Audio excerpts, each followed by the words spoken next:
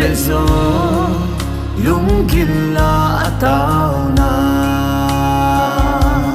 chung bát thế gôn pe nang hùng thong hùng tung ni bát thiên lệ ni pi anga ban za ki sang in sa la khang i ha tai nang ke dia lai tan ke nang dia lai tan nang ke ya lung mong ding ke nang ki pa ding ami satang lai ya chung mang pathin sang go bi hi mai chama tu nin mo so hita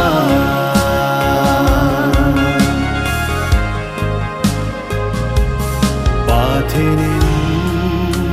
iden na atundo insung se pidi nang kalenge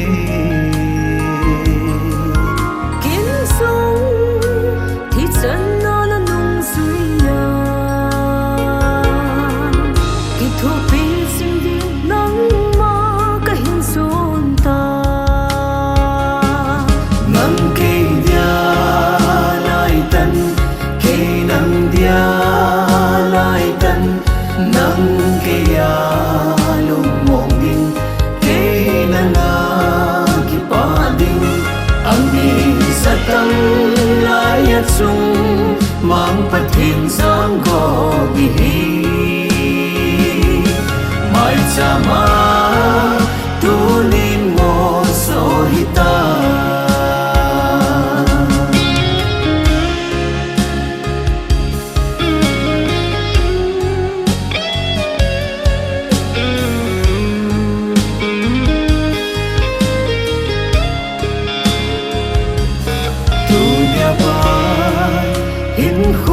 lum ke ya di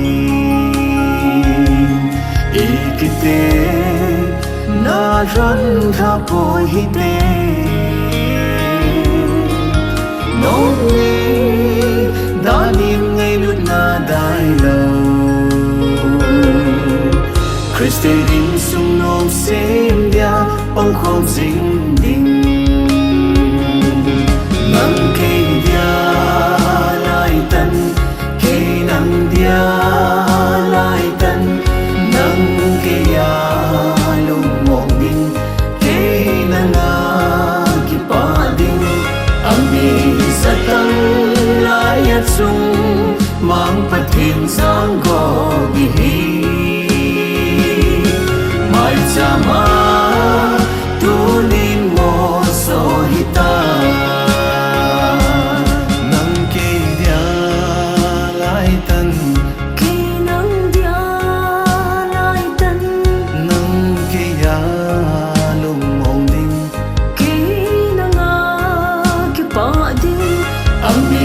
satang lai ya chung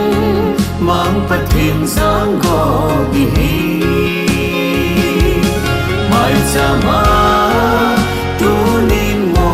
so hita mai chama tu nin mo so hita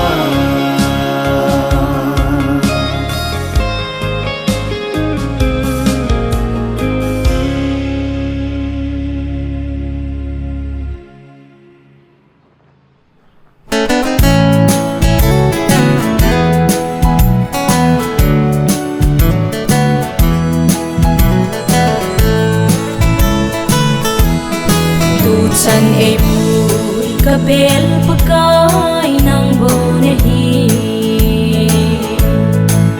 chân ka lun thei na pakai nang sa a hi chân na thei tam ta la a tu chân na e sing sing paka na phat na le nei khu tu na alo pi nge Ebenezer tu chân e bui ka pa kai bo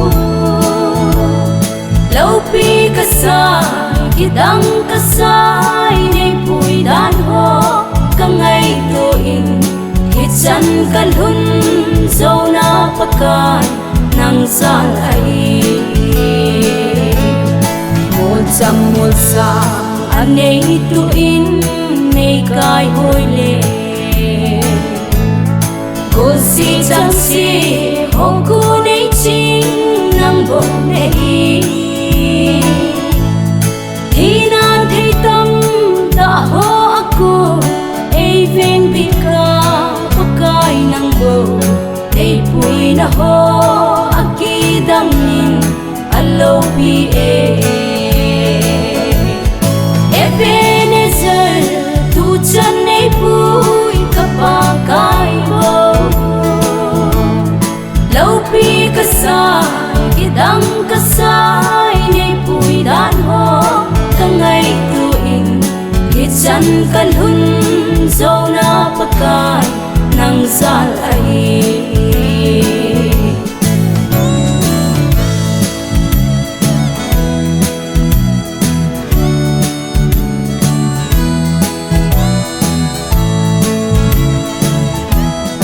kahat na si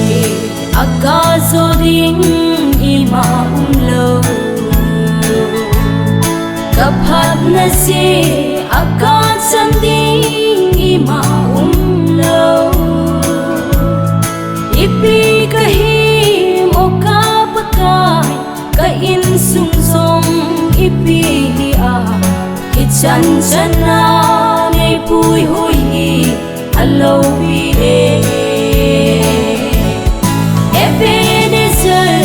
tu chân nay pui ka pakai bo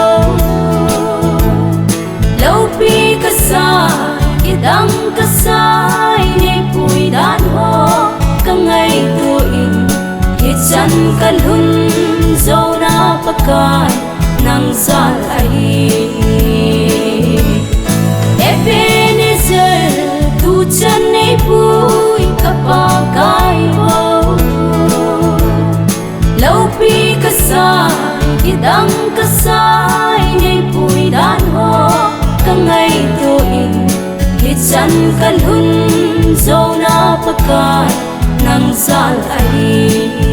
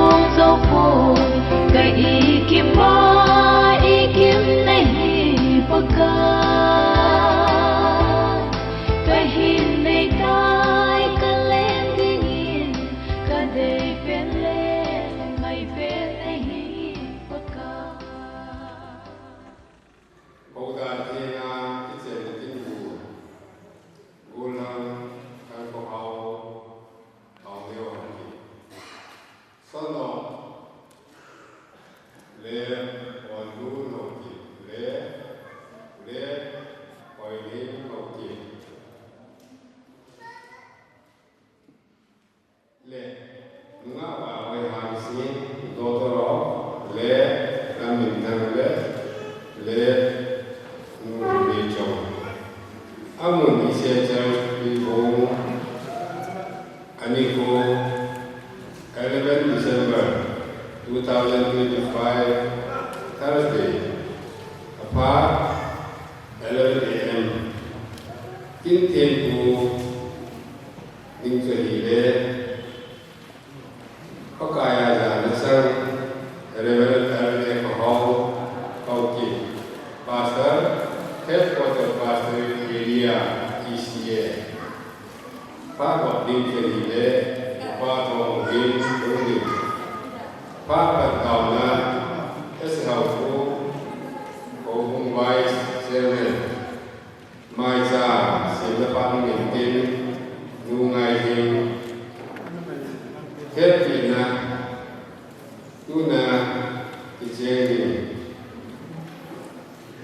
Jate Gopal Guru Head Pina Church Secretary Upa Uttarapurin Vedanta Nayin Aban na kitchen kin tim pu kin pu ni ngai ta wa sai na sa na ko nei kan gai te ko lim na ko bung ji ho bung ai ti ko bung in aba ma pa na nei ji so ni tin wa sai na sa na ni ki ti hi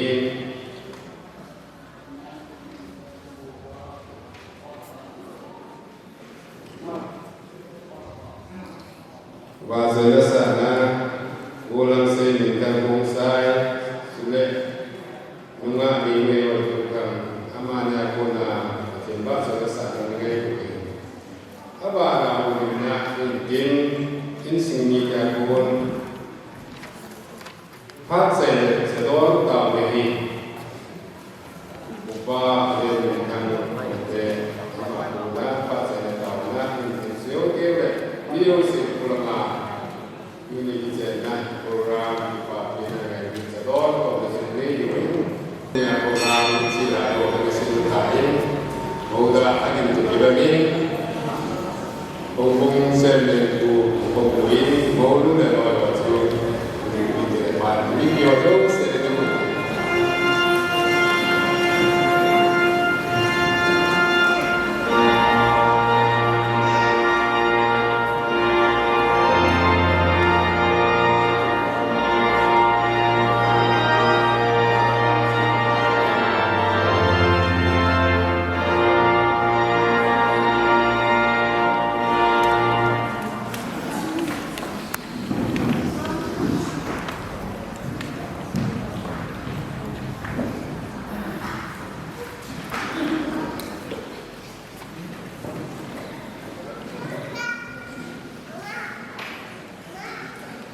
program bahasa Latin pada tahun upah hubung sekretari ini tahun ini các bảo vệ mặt trời từ để khóc hả để một số và in khu thắm này lệ phát quay để họ có mau đi phải xài luôn và cái nó còn một bảo thô xây cái thằng bảo hey tôi đi khôi làm tên đi hầu đêm hi và hồi hi năm năm mình còn cái chuyện là nam thì anh mình đi mua vợ và cái năm mà cái lộc vào hồng mà anh đi anh vòng tôi đi kết thêm cô đi dùng bia program mình dùng vào số xe thì cái mình trả dùng hậu năm mà nếu mà bây giờ thì các bạn thì họ cái hiện họ thì họ năm phút thà năm cái vòng xe thì theo số sẽ cho cái ngày các bạn Jesus Christ này ông ta này mai cha xin nu ngày của mình ngoài tuổi đầu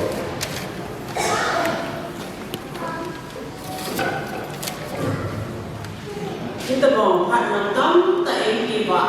amat sampai bangkit kaum anak sampai terhibur. Doni ni buat ni bukan rozau si, kerana itu nak sampai sana terhibur. Doni ni buat sebab kami kingkuna kita bangga rumah sang sin tinggal kamu di sungai. Doni rumah pakai merson ni, pakai bangku nak asana. Pathway pamahin ko ahin mana insen sa kata ahin sin to thingin tuning ke ma anuin mai sam ahin bunde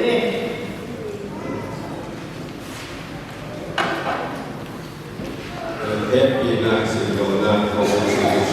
ko do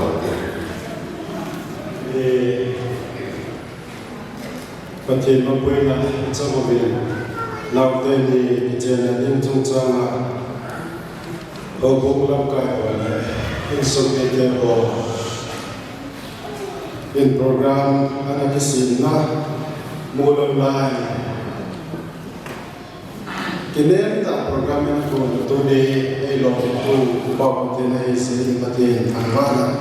David. Hey, recommendation. Sindona anane ngatin yang cile. Ece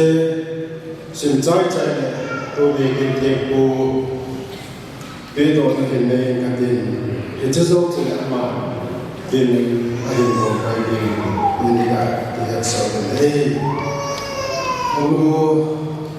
lama hinsin masa ngatin. Official of the P. Walden Christian Church. Meeting people transfer certificate. Nunga kahoi people ding bang khawache pa aum talo lamit lang le nu aum talo khinglei chong lai hil ka gupla alup pe ai pakai kum se samkhan se kole som kole tu lado ni khosom ni anape ai Krista tasan peting ki pokchet nan nisim nga thatun samni le somni ni pasoti baite Christian Center Church ke mako khode tuya na lu ai nunga wa hoi he hobong suma sinthei ta le kinape ta ai hobong a sungin hobong ke vai na ta akal ke na bon hitia pon tho ta hobong suma ahin na to thona Christian dan tinga sine mona ding amoi ti hobong e je min ting be do na kin kinai he nga ka hoi na ke le na thing sing pathen len Christian sum nom sin lo te ve pathe na bo sin ka he Krista a to khopi upal na min len khong sai Chairman Lee Walden Christian Church pa thang min lang khong sai Secretary Lee Walden Christian Church ito molo lama minting sintona minane hinte mopala ECM Church Tribune head bina Mr. Thampo Hawkip Sonov led on Hawkip Laijon Van Tribune hit ECA Church Tribune Hawkip member Kakai Apa samkat jako som boleh merge di sini ikut anak ini talo pa angin hawkip le talo no wajib hawkip lain ka cate la capata pen ama 2013 Komen Children's Sunday School Union graduation anatari level tale kithobi theta we chole ama Jesus Christa ta san pochet na nisim ko asa ni sangha chapo som ko le thum ko Reverend Thamfolon Hawkip area pastor baptisma anachan sai Christian home dan tinga chen kin ane in hit kakipa pi ove ka het pi ove hobong dan dong zuin chen na lekha anakita waina ni ma on ho visit to ama Christian home dan tinga chen na ane mo na ima on ho Christian sundom tak sini di sana kahin bevi rohong talenga upa utang singso church secretary ECA Church Tribune ece recommendation ini alam lena sindom kapane ece hopung dan tungsuin ece na lekha anakita boy na imam boy di pochet to kelone Tone Golam tham kho hau kit le nunga ta hoi mani kichen ding hit bobu langkai anak alanga ima waila omoi ti ahi to idone kichen kin ti he in te puin aman madenga kiche le khai ti to dai le katin to ne in te pu ha ai la pai ai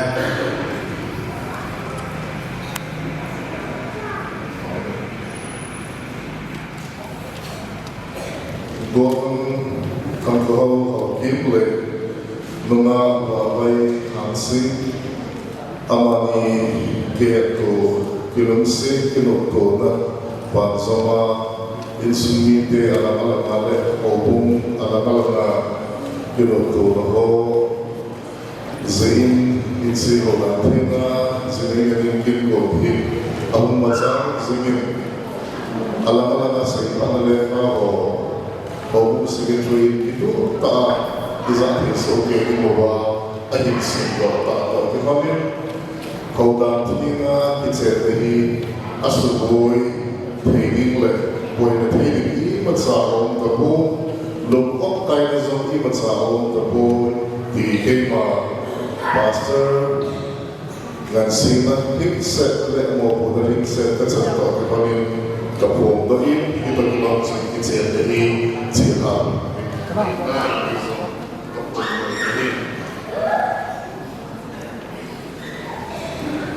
Oleh tunin isu kutianiu patimina akibokna diujung sabo lagi patinam semua ikibokna amadi ikibokna ini dunia hobi bizo sehi ayat itu ibawe Kici-kician lagi, ego apa masa benzong ibu, kami saya kali ini bio, jadi level mungkin tulisan kayak ini bio lain, jadi tsunami di dunia kita memang tinggi, tidak le mata air di pondok, Yesus Kristus level pun tak tinggi. Kita itu nanti bukan nanti zon awet sahih. Kita lagi pakai sesuatu apa zon mesida analem laya. Karena kamu pikir mana agak anda cun agak kota lepas sahaja apa sih ayisih. Kita lagi zon izon apa. Jadi berarti tak lezat kota di bawah ini di kampung Bawir. Itu kita kita dengan golan tangkau auki nona wahai angsi. Ayo kami jadi apa lagi di akhirnya alam namun siapa atau nama unding doa space Inzo dengan kain sahaja.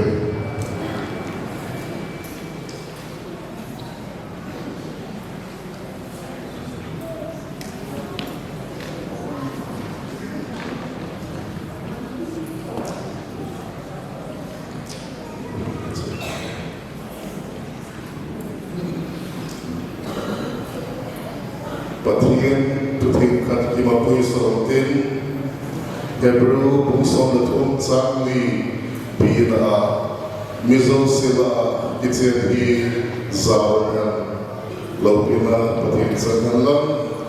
tudo aanapan zinotin mo tedihin itirna dan tuma anay nanti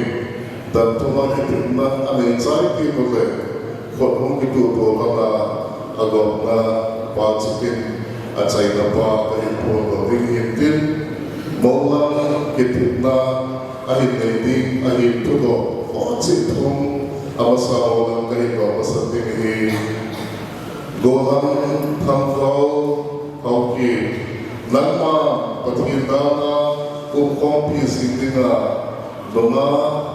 wakay ang singhi na zino nina itempia na inalo na yan inge kanome Adam pe hihen Adam lo pe izole Hausa pe hihen Vaitsa pe izole Naila Seipa Dom Pazindina Legitimina inge kitini Mahin Homlai Sewa Amadi Tuma Ditinto Sindina Legitimina inge kitini Mawangin Kitimna Kimta Ahimaya Tingle Akitimna Onsingo Ngay Kapan Zumurin Mawangin Zom Bipizat Edina Agita Tudo Hidom Budingin Kahitian Sae Nunga Wakway Angsing Nanma Patikindana Umkhom Pizindina Gohan Angkohaw Hokimhi Nasipa Dinga Ichepia Nainagaw Kayam inge kanome Adam Patihen Damlo Pet Izongle Hausat Pet Ihan Vaitsak Pet Izongle Naila Seipa Dom Pizindina Negitipina inge kitini Nahin Homlai Sewa Amadi Tuma Kicintu Zindina Negitipina inge kitini Ibawin Maulang Le Maunun Kitibladan Kha Logi Taina Ine Ramta Tuin Maulang Le Maunun Umhinaya Khad Zindang Umbitu Tohan Dingin Kahitian Sapame Ito Ibanatsu Nagitibladan Tutsing Kanung Na Inzui Yang Tikahin Abasan Maulangin Nagitibladan Tutsing Kanung Inzui Dingin Kahitian Sae Kema keima Tangkahawin kanhoi Kainay Pidingin kaine ni Nang nang Wabayhi baoi Kakitsen Pitay kakichen dai Tuwagi Pada tua kipada Tinan tinan Eihem Kaasiradingin leikan kasia dingin Nakoma nakoma Patirminin patimini Kakitimi kakitime Oleh Tuhan Maulunzum Nagitimna Tutsing Kanungin Zuidingin Kahitian Sae Kema kema Wabayin awen Kainin Pudingin kaine budingin Nang ang Tangkahawhi kanhoi Kakitsen Pitay kakichen bitay Tuwagi Pada tuwa kipana Tinan tinan Eihem Kaasiradingin inge kasadinin Nakoma ma Patirminin patimini Kakitimi kakitini Oleh Tuhan Khotsidong Ipamelang Khotsem Bupina Padin Mati Wajizin Palaiwan Khotsem Ehim Pidin Kahitian Sae Itsi Khotsem Hi Patin Pangko Achan Thema Tudingin Bagai Gopang Andona Hinayin Gati Itsi Khotsem Kakoda Kachay Teni Hi Gohan Tangkhaw Ki Lenunga Wawai Hang Singa Dinga Pati Kedipian Sunga Akitip Daham Het Singa Dingle Akinay Lut Daham Hi Bombay Ayida Vetsa Lahong Izindingin Papati Sapapati Sulegagauti Pati Minin Kahani Nahi Amen Itsi Patsepi Maulang Himpin Katin Himpibasang Katin Ama Itsi Himaulu Khotbay Lang Amewa Ahibur Piding Angay Lunamang Bay Ahida Retsa Ahibur Piding Dito Kimanatsu Akitin na Putsing Kanong Hinsuidi nga Kahinian Sahi Papatin Papatin Sapapatin Sapapatin Sole Jule Tagauting Patin Minin Nagauting patimini Takitsen Pitay kakichen dai Ligihet na Dingle digihet na dinle Tuni Kua kuwa Patin Le patimle Bibi masanga Bibi Masama kakitip lahi Kakitip Nani Hinkulong kezin Hinkulung Kezin Zuikong nange Zuhung Nami Pimyat sinadingin Timya Chinanin Ichikot zemhi Ichikut Zemhi Kabuk pitay Kapukitan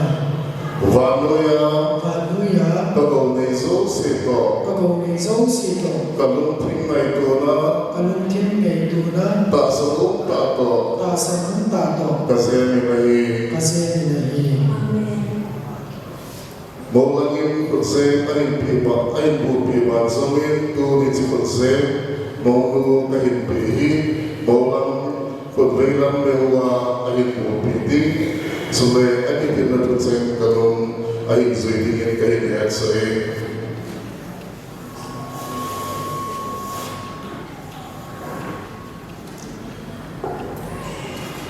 Papatin Papatin sa papatin Zapatin Sule nagawatin patin minin Zulekadautin Patinin Kakitsen pitay Kakijen Bidai Tigehet na dingle Ikihet Nadingbe Tuni ko ha Tuni Koa Patin lipi ang sunga Patin Lelipi Ansuma Kakitip na hi Kakitip Nahi Hinkulong kezin Hinkulung Kezin Zuikong nange Zulhung Nange Timel sinadingin Timel Zidani Kinzon Kenzon Ichikot zemhi Zikot Zemhi Kabuk pitay Kabu Bidai Vanoya Vanuya Kagaw na iso sito Kagauni Zong Sito Kalungting na ito na Kalungtim Ngaituna Tasakong tato Taksanun Tato Kasi minahi Kazemini Amen Ale ipawamin to na pagsitam kung bituto lang patinin na gopna ay naibigay patinin azoma agok sa subihinin sa kalihan gohang tangko hawki le mga wakay ang sindi hitsi kitsenatin ta kitsenatin al nakilumay ko niya wanta atasan unding dan bangsong Agisay mong to ang tarahi Itihotu Azoa Patin na ihoang sunagipin na Alay Panle Kutse Akibuto Pipanotsun Apondo Ahita Sahi Papatin Sa papatin Sulit nagawin Patin minin Tu Paktahin Amanihi Lupa Ay Rantay Ti Bima Kapungay Kahi Bipina Mentente Lopina Patin sa Nalam Tuahi Kurang Kilalan Lam Kamkaw Le Wapay Amani Lupa Dinga Wapo Tungna Kahi Bipiti Nahi Nautini Palaitin Nahi Godna Ayun Bil Suhanilam Itzi maitza hi nangya dinga yebul kula maitza hi nakitsen zo mga amas sopera patayang suna nakisudi pa ahi sila namasan na nasam itzi maitza hi at sa impilo wa apak na hiya pinsinto pwede nga nagimutang tinganomi may piyin ilong timowa amani tingin wakpo pilotin Minister din kay maruningin sa atin itingin tao ng magkikati. Pagka tudiyan ang mga Lord, ipunggo kaya kitsenetsun sa anay ko ay silbin. Hallelujah, kung namin katangwa pinahin. Kaputa pa tewin. Hita pang gintupi, taanay pimole. Hello, pati tisong hello. Ang gyanzo, siwakun kumumin. Alay tazaw siwa na tuwag sinin. Hinulang lisip pati rose ginzong. Ano ko ginsabangin. Hamle vang alabu siwin. Pati na rin sezong na tsang siwin. Tunili ko yung vang pata. Hello pati ikaw tapowin. Nagmapati dita kahuban sa mga nagmatunya. Kitsenetsun sana alaya pamdingwe kitsenetsun sana pagka nama lapkay noya kahin sa do ay to di lo na pati nang ma pati nga ni ko sa do bi ki pa o ni ki pa ko sa ni pati sa ni nang ma bina kahin do ay ni kasi sun tuni bohi amali nga mai sa bibile nang ma ang suna mai sa ma hungko na masakyan bang ay zin lungse te pada iti mai sa tu na ma ito ay sa nila sa te ni pagka nupahin ko man na ako na hampat na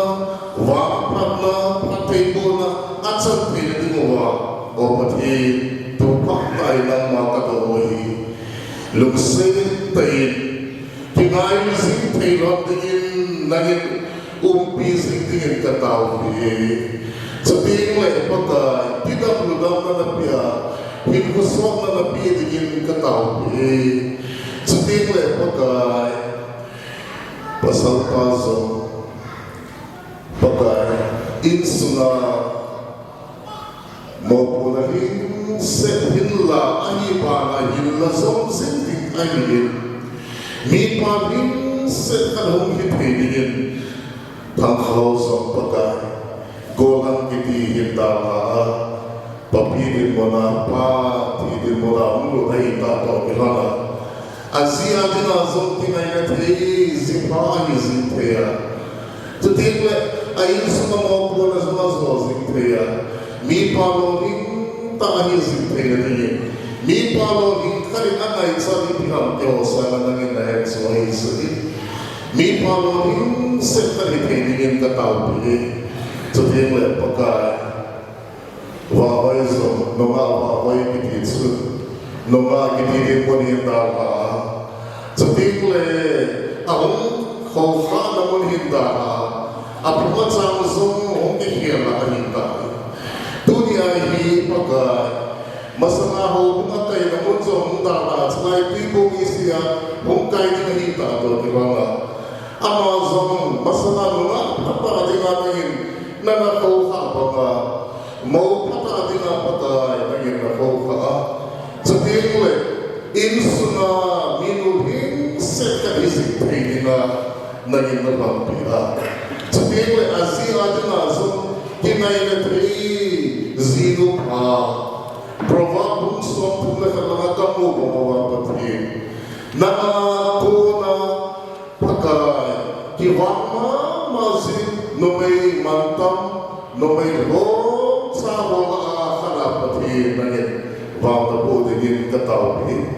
so bigla tumihin natin na pinaka-exam ko po ito kibanin pagka Sali namin song naging wampoy lang. Kaya hisa niyan ay nauli hisa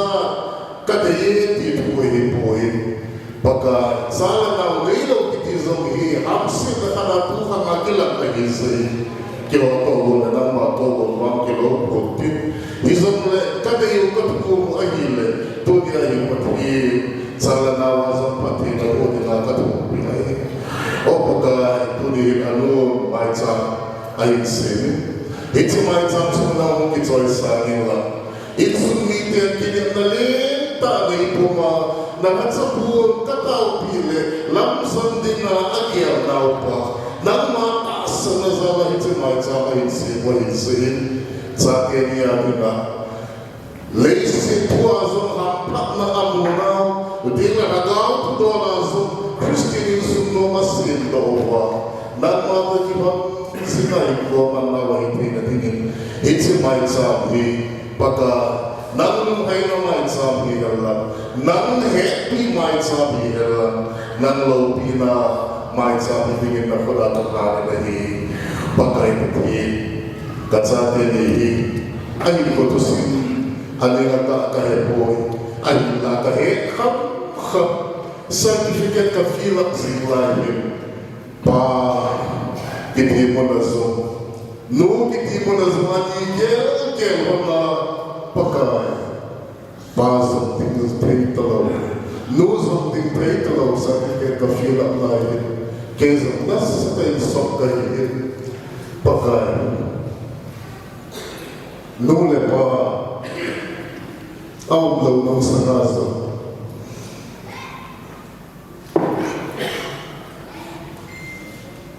nang ma na hikya ko hanga bawla tina sile te au pa hipa hipao sile sile pakai hitsa kena hin kuman sa dwele tridi lazon mang sabay dawa nang maki na hile sa teli patagi dungin ay gulam pira in go pinte teli pakai anu le apasi ramwa tuni amani kitsen na agin asaw pe tuwe Isonge amani sa rawan de ya hoda pina atsati ho azine ti le wan pati lungse te tu tu so pari amani tma so sa ta inte ka tawe pati nang ka ne sa so sio ne pakai tuni ka sa te ni hui Pilota, pikalele, ay wangin pumisole, namin anay sa so sila baga. Nang ako na agam hagat pwede mo patay mo na wakat kumpi ng boy. Isang na patayin, nang to kinay sa pinagin mo rin. Baga, anay sa so sila pinagin katao pinay. At iitigin baga sa bayi, sa paypamayin. It's a service nun na azong pakai promote na ba panahin mo pinagdingle kino ta kita ata service na ba pinagding katao so dingle tanusong ay may put ko maagaw lo sa mo na aw so le se paisi kitso adang sa asa na umte tegay pati inay puto yung koma inay pito yung koma na asa kamay Munso so ay kaya na pagka hinkuhin marketihi. Ay, isip so ita mga asat na puso puso ito ni sa nuni puhang na zong kahit publikin na langsung na bibihon. Sa atin hindi nga katao pinaw pa so ako di nga katao na pa hinusita na isa hindi mo rin Yesus Kristus kami dapat pinagkatuloy ini. Amen. Hindi na naman. Tuwing motivo atau bawa untuk tawarin. Sakit kita sesuai kaina hat.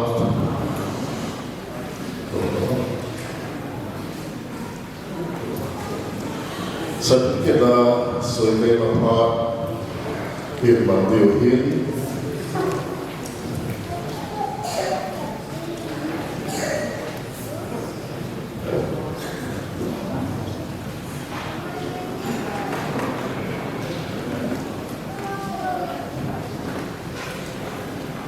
kalau sebenarnya upah kita artinya pak saat ini ayo soalnya Iwan pernah berhenti naik pun dalam laut itu,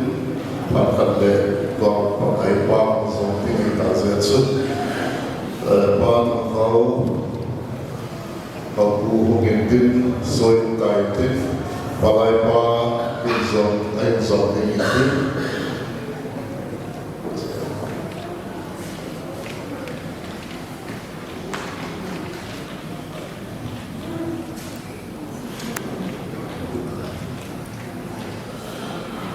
Balai Pam Azul kay pungayin dunia balai pagpuri golang tanglit ka ayin namaya balai pagpuri Teresa Sinayson ayin amani zalif patini tangbawin dun mongnu at balai ko insoy pungkay paglo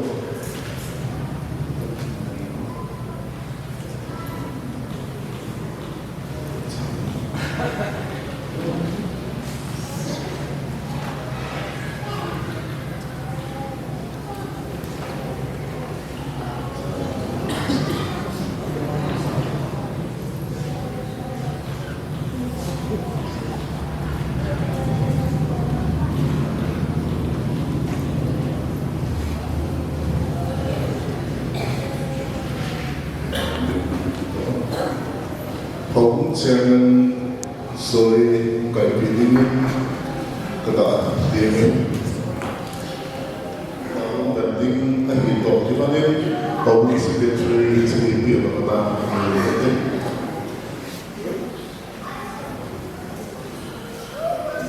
Paul Shilong dan Patin di Air Patin. Ang lai kaya ko di ba sila ng ay hawli.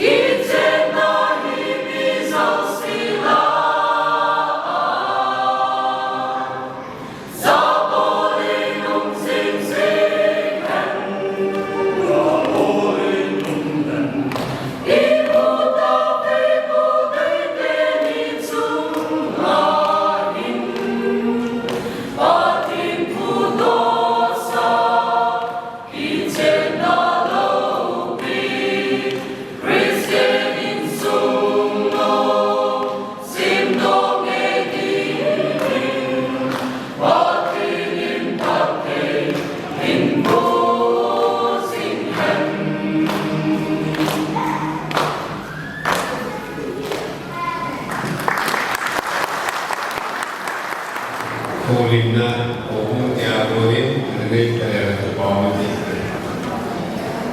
ประเทศนี้มีคู่ว่าบางท่านที่คุณมีสปาหรือเรื่องสิ่งที่เป็นมามีคุณพ่อคุณตาคุณพ่อคุณป้าประเทศนี้คือสัตยามีบุญว่าอัตตามีบุญว่าสิ่งนั้นมีอามาดิเสด็จที่เราจะติดตาม dia pasal aku saya dia jadi di bawah kecil dari tempat dari di bawah ni itu ini ada ini awalnya di sama ini berapa ni juga dia dah aku semua sate nade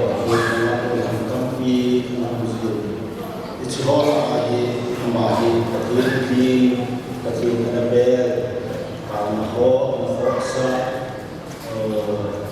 Nilai Azong, Fraser, Kevin, Raymond, di Lafon, Nakal Suzy, Sabang, Tunin, Patini, Naho, Ayubi, dan kalau service Ayubi. Lalu kemarin servis ini kumsot besok hari itu mungkin training bongai yang lama itu supaya sampai tujuan jadi di sini kami bosan tapi ini orang lama wilayah supaya orang kami melihat bunyi supaya profesor ini wilayah itu anak wilayah ini so ibadah wilayah Asian kalau bunyi orang di Brazil akan capai sebenarnya sesuatu di wilayah together Pak Leroy Balik semua di middle part busy sini sama satu dari part itu akhirnya di sana kita umum sesuai gift kalau kita itu lah secara so together Pak tim gift kalau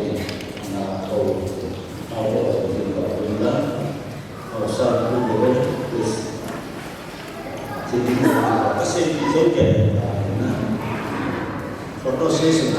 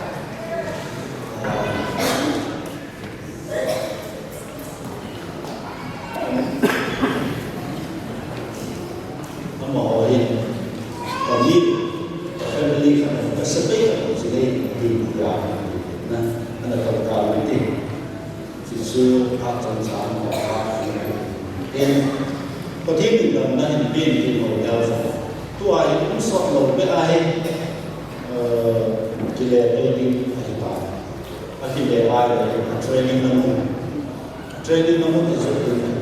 kita dalam training ini kita sungai kalau ya punya azita zaman itu terlalu kita tahu kan nah azita training lah itu water zaman mungkin season itu nah itu lah itu tak susah itu kita kalau dia zaman tak apa training kalau aturan training na aso ko taan ko ni so ni bảo in rồi in mà lại là gì in training ở đó số sẽ có thể là để in mà làสิ่งkhác một khác xuân nó theo được hoàn toàn thì cái số khác là thế trong cũng thế na cái số cuối thì cuối ama training là cái hình tâm mà nó thành cái anh ấy là yang sangat cuối tak ada ama azim doa tua amwa service power mulut tekin nak lain dia dah yesus kau pinjam kau nak dia mungkin sudah bapa pinjam pasti nak apa saja nah nanti sesuatu nak pinjam cuma kita ini nak keman nak nak mentor trong xã hội thì cái dân chơi xin thì là được mình ta phát tới cái làm gì đó cái mà rồi ngay trả thì na trong trả một phần thì là cái công sức ta làm đến sự lệ hạ sanh đi đôi đi dùng đôi đi thì chỉ có qua rồi không được qua sâu phản là qua trả mình vậy nó sự là Kuli bagaimana sama dengan kita ini kecil negara kecil negara tidak sesuatu. Ye kita ni orang semua orang kita kecil ni sini negara so sih hubungan dan kesama-sama kan sih sudah jalan itu kecil. Nah, so tiada lain mana kita kan tiada jalan kita ni kecil hubungan dunia awal cepat awal Semena ada masalah kalau di situasi dengan hak saya di sangat sulit hubungan semena solusi untuk di sesuatu hak saya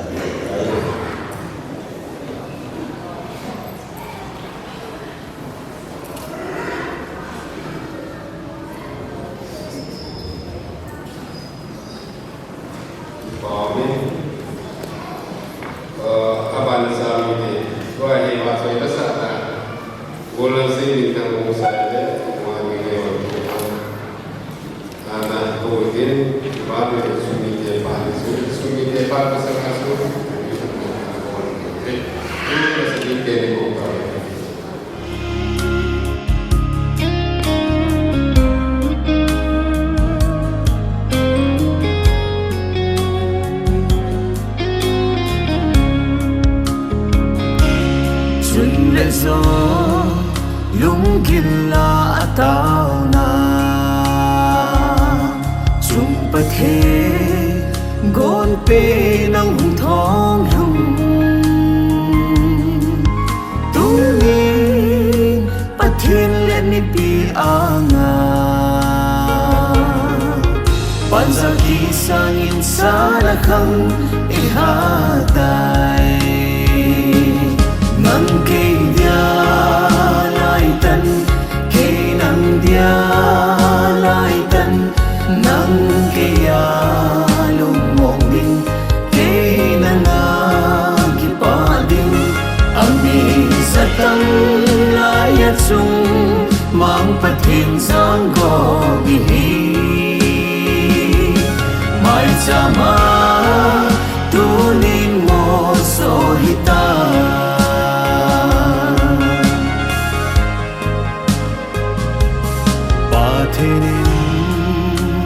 iden na atundo insung se pidi nang kalenge Kim sung thì chân nó là nung suya kỳ thu pi sinh đi nắng ma cái hình xuân ta nang ke dia lai tan ke nang dia lai tan nang ke ya lung mong ding ke nang ki pa ding ami satang lai at sung mang pathin sang go gi hi mai chama tunin mo so hita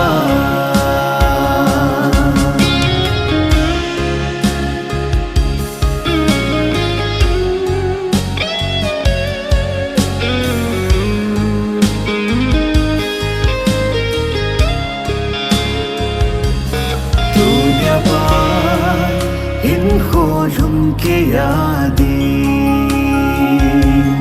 ikite na ran tha poi hite noni danim ngay lut na dai lo Christe in sung nom sim dia bang khom sing ding nang ke dia lai tan ke nang dia lai tan nang ke ya lung mong ding ke nang ki pa ding ami satang lai at sung mang pathin sang go gi hi mai chama tunin mo so hita nang ke dia lai tan Khi nắng dia lai tan nang ke ya lung mong ding khi nắng ki pa ding ami satang lai at sung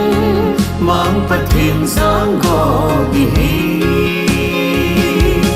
mai chama tunin mo so hita mai chama tunin mo so hita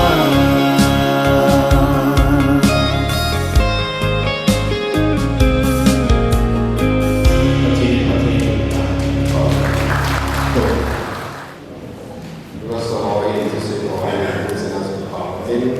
satu tombol dunia saat ini ijenah inti ngamu adia introduce itu bibilah dosana pun mana kan beno ni amasai kini dia maulang in kutewa jauh sih nom na sewa umin din kait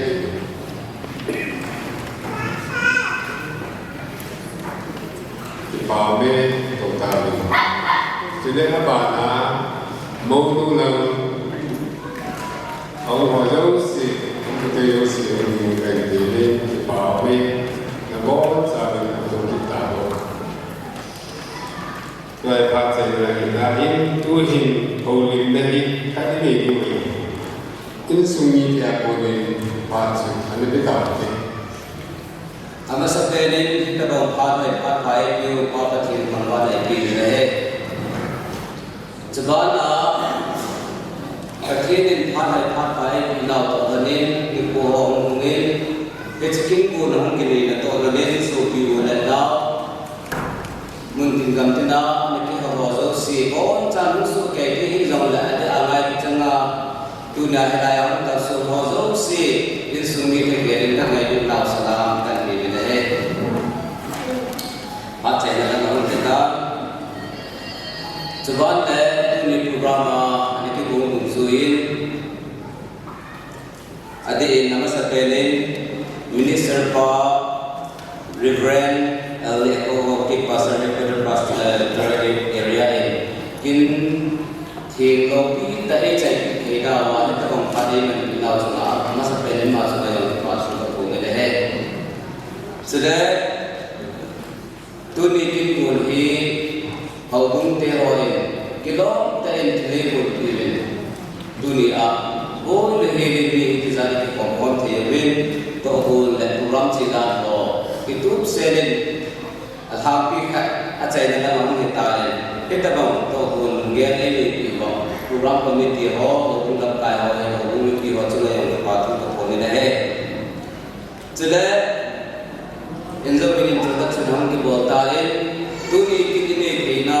chule na ya kin ki ni ki na ti me yo ti chanu mel de ta nu pate ikichen chai ta de nu pate thi sel ne ka tin aba hoy lu gai in kia ke pi na za le chan gai in thal pi na za le la ba hom ke sa de tu ni na ba hoy tam lom lom hi zong le lai mun dai mun khat pi za thi thì ra là mình mau cho mình cái bảo thủ của mình này cho nên cho nên bạn tôi nghĩ là sao là ngày hôm nay cho nên số tiền xin thằng công sai đi cho nên tôi nu cái chuyện điều cho nu bảo ham cái này thì vậy anh ấy sẽ đồ ra đây cái việc cái rằng cái ngày thì một tiền lá này hay sao nó cho nên cái bảo thủ của mình này nếu chắc là dunia apa insum di mulai celak di kuih kain ani orang tu layak untuk dengan dini het untuk si dia cakap si dengan dengan suara saya inilah kau insum ni bate di mini ini kehi homeo wa dengan apa ni capa atau apa ni celak kapan dia apa insum ini serba yang tahu lah anmin pakai apa nule payah untuk pun celak ke nule payah untuk pun kau usaha celak ke kapin pilih memilih ini azani haltan pasal ke boleh celak ama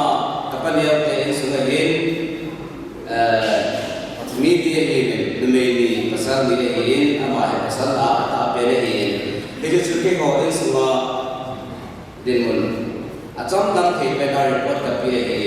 Ijlaya ka ta si to lom pen chu in suma pin na nu la pa om te jom le tu ni hau bung ni te ho en pan nei la pi lau za le so pi u le lau ni za en pan nei la pi lau za en hi chi kin thing lo pi ka hi chai ki si ni na ho za ni pathin da thang na he ka som na diu kamai mo na diu thil tam pi ho he na ho nei le ku vin pathin pan pi na za le na ho Kipa lo thekai pun, pathin thangwa lo thekai pun, nawa cuma kipa tu sei lo thekai lo jahi tu, ke ho insum jam chatan sei nawa na kipa tu kan sei he, tu ne hin passport lapung kating, kecilaya, kipa na tu mana hin, koyo si kipa tu bodoh pun, dia boleh, kipa boleh, video ham kipa tu, ini apa cara ada non, kecilaya ini, Happy Pinang, ama sepenin acai dalam orang ini patin pi, kita boleh dalam anak budutin, ini kalau ini mungkin dihandang, minister pa mungkin doktor handang, pun surat itu kata.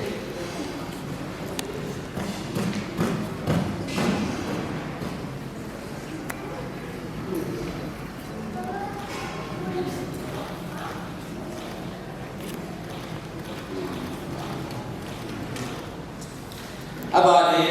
hubung kayam, selpi yang terkini lumun, ama wajah kelim, termo, 20 liter sekali, hubung nama, yang terkini ada di dalam nanti.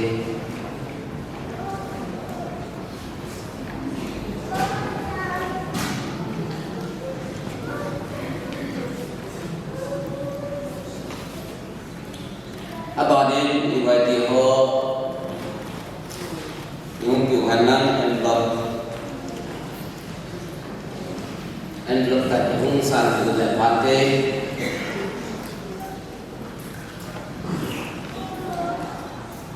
langai dai sa bibin salai trek on bu yang dia le trek on sa le ngai cha sa do ne le ka ke pa na ni ma ho chu le pa tu ka pu ne he chele pa ni tu di ma chai la ngai dai sa ti han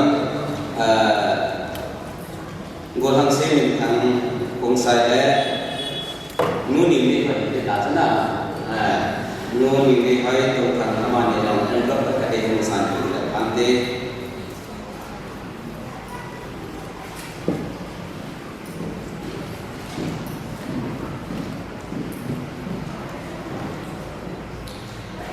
Itu tu lepas lebih jauh saya masih kalau mau berhenti.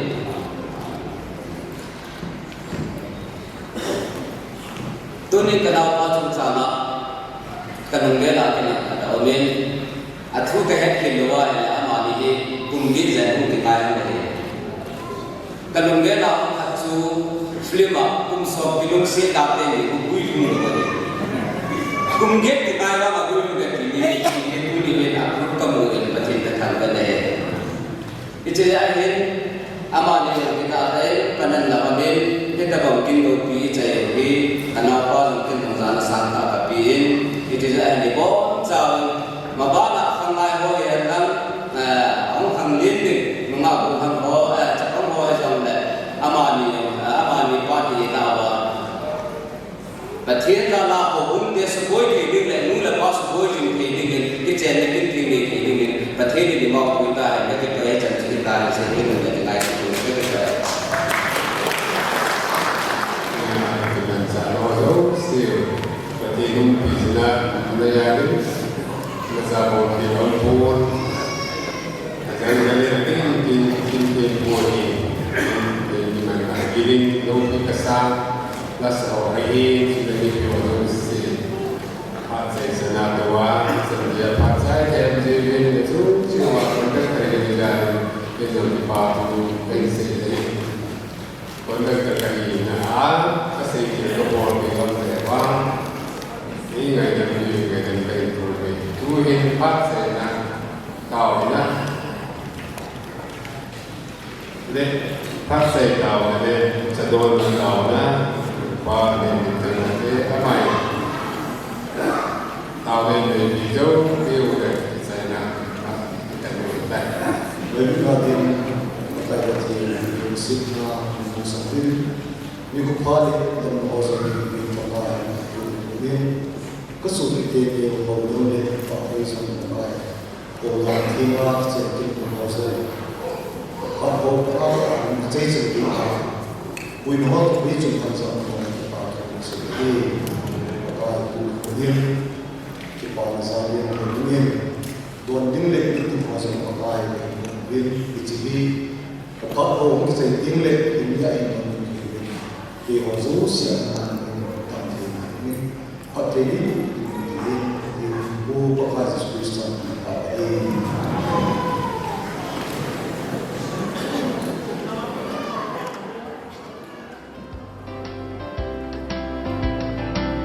Pakai ni puina lang rogahin, bandoi tena mangin nei telechun.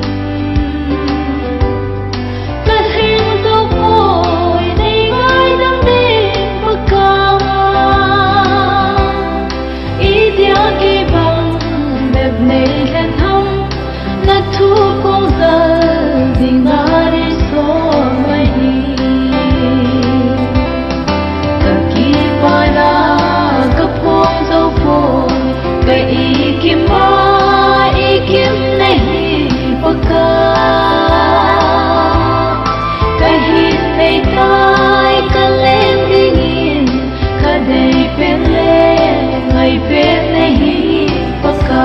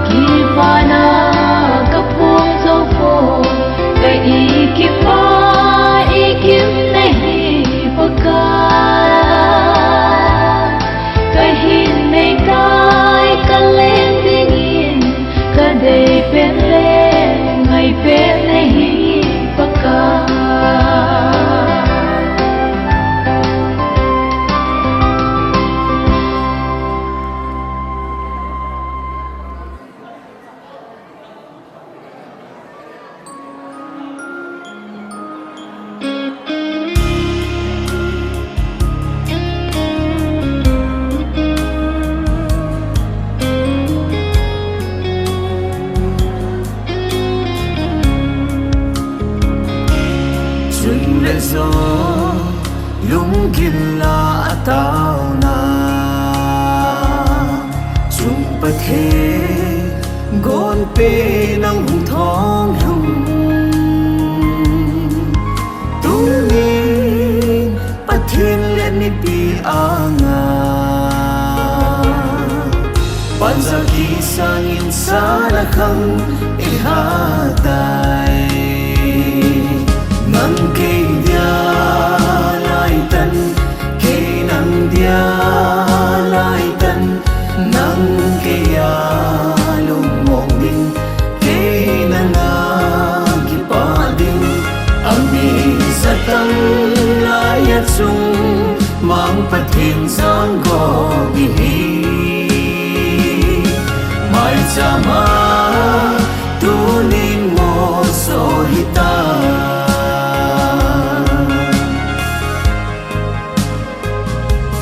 pathenin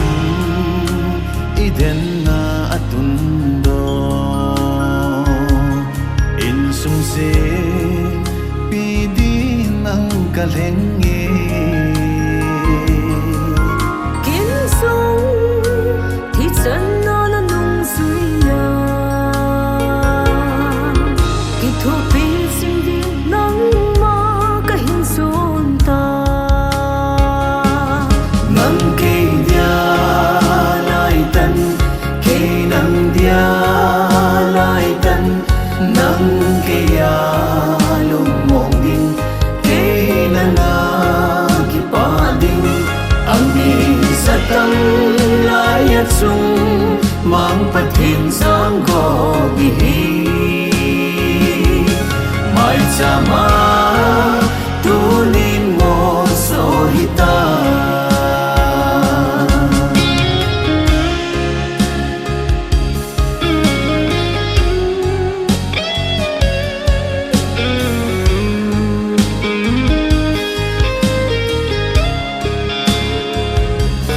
tu nya ba in kho lum ke ya din ikite na ran tha po hi te no ni da nim ngai lut na dai lo Christe in sum nom sim dia pang khom sing ding nang ke dia lai tan ke nang dia lai tan nang ke ya lung mong ding ke nang a ki pa ding ang mi sa tang lai at sung mang phat thiên giang go bi hi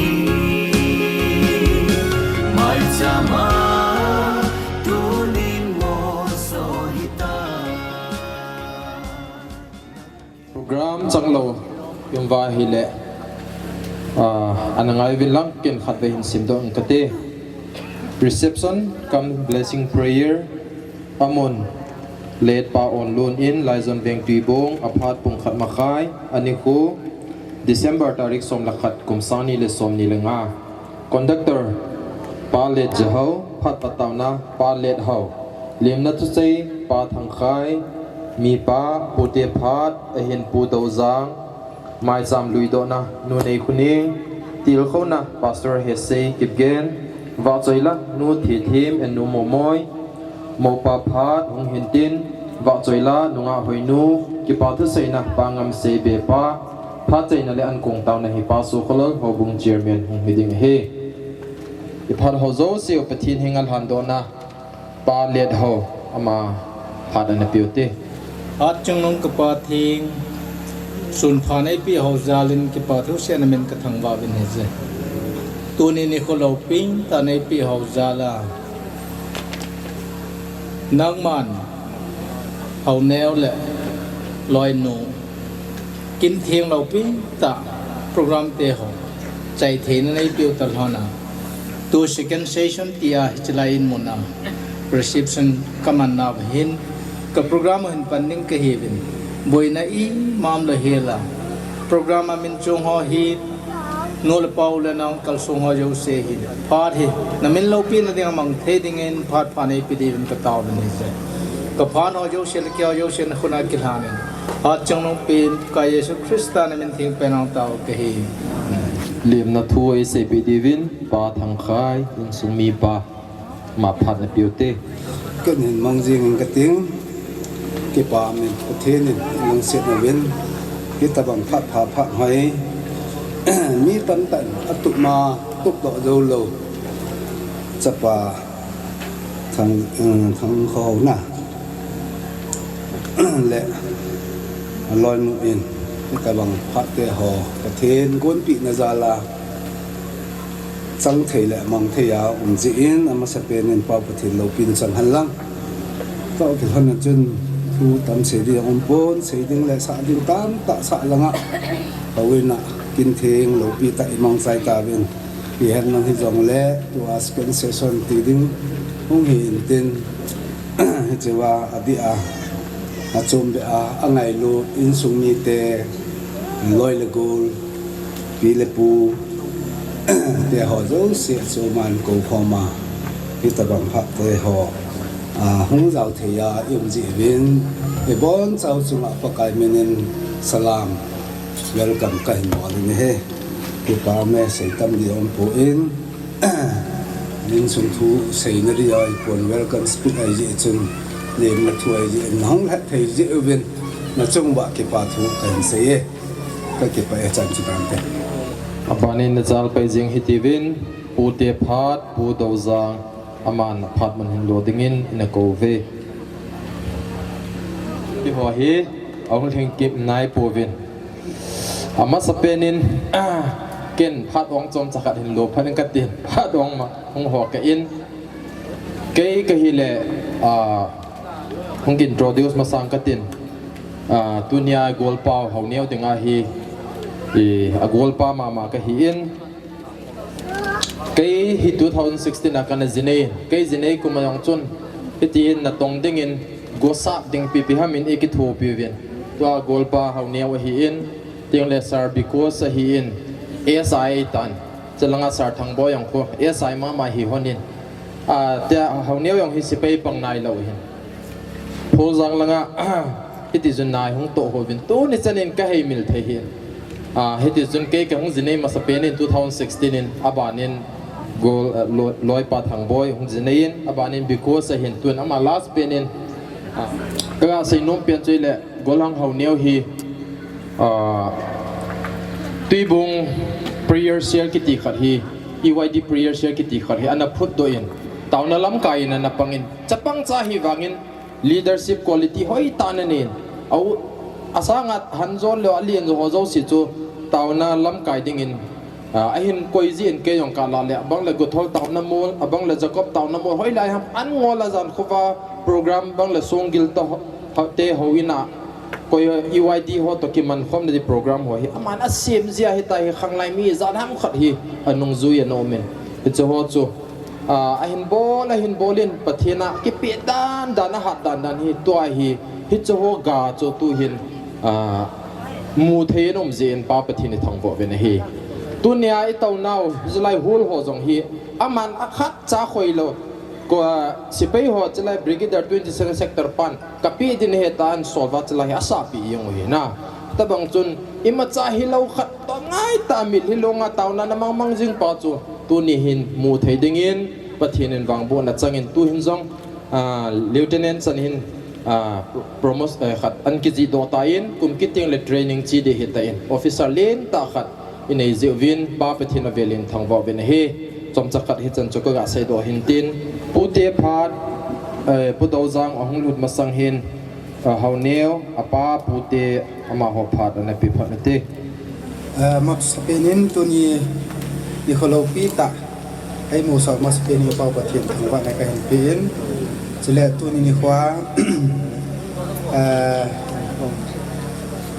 itu pau cha pau nau pau go hang ho neo kin thieng ne ni kha hung khom mi hung khom mi pi ho zo se na bon cha chung wa apa pu te hin zalen ngai lu salam che pe ka in bor ma sa pe no ve ne he pha jang kan thum lo hin pi ham thopi ta jang chu ka gel ka ki gel po in zo pha le loi pa boy le ne TIM ho phat man phat le chon kyang ka din do tho dei ji chun je phat la chon man ding ha kan ne ki go na he ki jong le phat chon ben in piu ben na he le program contact chon ki pa thu ka phungin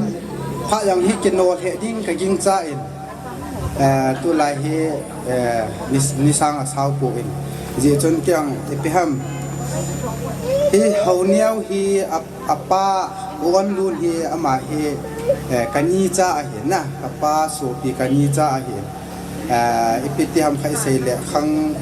phasam the aki hi ji hin apa dinga cha pu te kan hin ama dinga wang ka hi pu en na apa dinga hi apu te mo chu kan hi a hi cha pang cha hi jong la apa be ni khu hon jong pha hong kan mang ni tu ni hin pe ham ho niao hin ama hi ke sei me halang hela apa to kilo lo na ta kha chu pe ham apa pu de ke wang he in khu sa the o ve na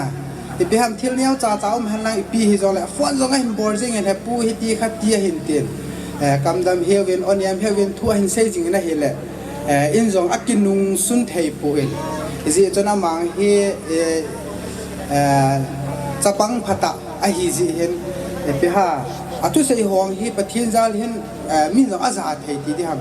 kyang hi chilai hin kalui da ni na hele tu chan hin chilai program ang ka zaw hin alang khan aju se ya hele apa pu te lom bong cho pha jong amu na diang be lo wa hin na e jong la tu ni khon jong pha nong ka mu thayen chile kyang ka hong kal sung thayen i kho sa na za le na hung te ding ti ding khat ti ding a bo na program ai athil gon zo se in he sa ji he phone jong a hin bol sing yin chile in na yang hong lai lu sing in na hele pe ham apa tu sun ka te ka a hele hen amma kam thim amma chan khoi da hoi ka ven hele ka ki pa pi ma jeng hen hi a chu ke hong tunya hi program tam lai hi tunin jong kin jong mun chu ma yong kin program niaw ang kan ni ai wang ka chi ta po in chalai mulai hong pha ka hi in ka ti bong in kyang ima chang pe ham choi pi thei ding apu apa pu te hin la bor pi thei ding akipa ne thei do ima cha ka bol do pu he jong lai pe ham aman ang ye pin choi la na hung ha te de ti pa chu ji so hi ja ke yang tu nya he ka nau pa kan ki po ya ka chi te hi te in na jong lai lu jing hi ji chun ya cho ka hung han hi in ima cha ki pa za la pi thei di ima chang ka ne han po he jong le pathi aman yang pathin in phat thei bo in tin za se hon se bo in tua pa na hin no pa hin ko hin mang dan de hi ta e malam zo sa iza kai pathin in amalam hin ko gon pi a masang sanga a hin ko man hana pathin hagau pi na changa aji to ki ngai lo ta a ai lhom le pe ham mi va ton thei ta anu pa hin ko man hana hi ki tuk sela pathin wang bu chang to ma no pahin ko hin ban hana va thon thei ta hum han ti hi apa pu te hin na zala ti khon na le wang ka thum pi hin tin zala noi za kai pathin a hing selin phat thei bu ta han ti so kai mai phat chom cha ka hin ban na hin tin pun ha kan choi han en chi in si han in ka tin kai ni apa pu te pha ka man na chi chong hi ji ni te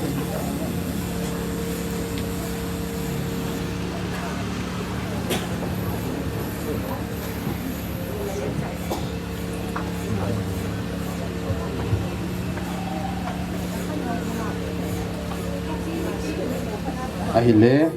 mai cham lui do na nu nei khu ne ma phat na piu teมาสารที่ตะบังพาดไผ่ไอ้เป้าประเทียนกระทำไปนู่นนี่นี่คนไอ้หัวอินทรงกินลูปีตะไอ้หมูเทนาวเห็นประเทียนซาไอ้เห็นจีเจจนประเทียนไอ้เบียละเบียลินประเทียนไอ้เบียละเบียลินกระทำไปส่วนนี้อันนี้น่าเกษตรน้องจูจะป่าin pathian agel do le hodan thieng chanu a hin ani hona hodan thieng a tup chi hona hi ta bang kin lo pi he ki bola mu thila o ma hi ti jong amani zalin lo pathian ka thang wa in a chu hona ka tu pa ni ko phon ki na hi chu ki le tu ni hin ki pa thu se na in pathian hianga mai sam ka in sin ne ama lung thai na hita yan katipa chan chu tan te mai chan tan pha da ban chi hi ti win kil kho na le mai cham sim pi na hi pastor he say ama phat lo ding in ko kit ve tabang kipana e bol pi wa au neu anu le pan da ha dong le anada halo pa pathedin tuni a ka te bu na hiza kisu tu na wa le bi jong slai mun na tau pi ding le kim thi nga ding a e dei sa na ama chung a ki pa tu ka sejin patin pa ba e tuni he ki pa so ke ben ole a ki pa lo we have a ki pa lo om le a fa in a tu ni do di wa he a ki pa mong ko ti se na pa tu ti mo le a ki pa mong se loi ko mi de ki pa mi da jengin tabang ni ko le han ku se ding atam ni a se nom nom atam ni a hen la hai me lo di wa chu ki chen ni a hi tu lai chi do la chu he loi ki chen la ya chu men zan hu wa len ho bi bol pi wa ko lim ka dom lo he ka hi ko to se sun hung ni ngai da tu se ho dong hi angol pe ni jong chi ji lo ngai ding da ni ka ye de yong ka se so la ai patan te nan ji jeng de kon dak tor fa su mi o shin wang se da la ka no me a thanom zo shin ni se wa da tu ni a he au neu de nga thil si bol pi di wei ta iki chai la ngo le photo session di ma ye ni an men tu la ya bang le o ga dam la ma hoi la ma ya ma hai he ong chu ga ti nga yin te bible hen simin ka te pasalin numeji akimu ting le no ma ahitang ti ji chun pakaya ko nin jong lung thaina akimu athelen athu sim naw punya ki cheng te ni le ang hom ho zo sia din pathei bu taw han ka ngai tu ipia ti le hichlai mona mi ching pa mi ching mi the ma anna ki report pa en ipia ti le tu ni pha na he chi pasal thu hi hita asiham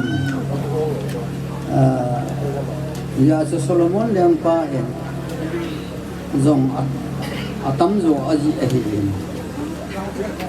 pasale ji akimu hi inewa pa hin kidang kan pasalin zo koi man wi sei pi lo gol han pa le jinei ding ti kada ke ya do ang ki gol hangen isi boy ke jo kompia ja hoi lai hi jong le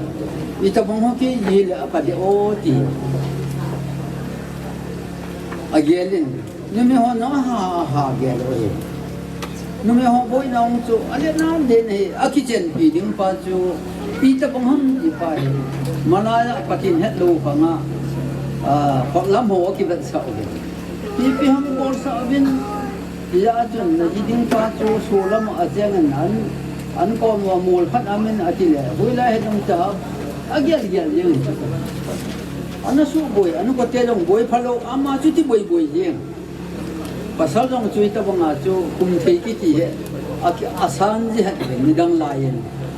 som gup de ti lang vel ho en kum thwa chu asan pha no le aga ha ka ki chen pi ding chaga hi le mol su nga chun lang hausa chanu ai ding le dama chun lang ka ki chen a ka thua boy ding le nang la a chu ti ho chu ana boy pen a boy lu koi mam pon te ko he te o ti a hau yo si a he lo le a me thoi ho chu amu le pasalin jong ana ki ho ma ti chi ko he te o he chi koi ke le a ta boy na chu ye ni pha le ti chi lung ye chu ve mana ma ngai tai koi to ke ki chen kit ding am ti ho chu talo tiếng le pasalin zong numin zong ija chu hitirun kaging taan anun no ma hitai ati david na se yen kagul han lai ka khang don lai chon sit chu gel da tahi ben din asin yini lo en agu ta pathin het na sa nga hi hitabang lung yal da problem hita bang pui na hi ana to ji wa hi ki kan hi akimu liang David jing na jong pat Bible bang chun numele pasal jinei lo akihi jinei chun iti la ka ji kalung haidem atin yang le jinei lo chun iti le pathin kalung haidem ti in akihi na me ati ye Bible la he iban le wangbo hung kon na jong ahi dan asejen pakaya konin lung haina akimui anun no mahitai ati bana lung haina akimui tua hin hau neo jong hi thang hau jong hi yon ni phai ki ke wang chu chon sit bol hi jong le alung ge da chu ke ji ding hi Nagaland na amdem bangpo pi na amdem nam ka lang amdem ti hi lung ge hi chi ding ling hai ya chu pakin agyal suma chu pakin na sumi pa lang a chu chi ding ling hai ding le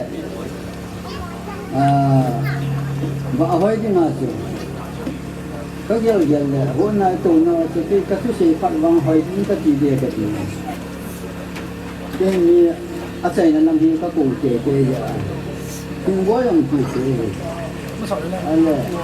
hỏi thì giống gì mà thì ông chú tâm tạ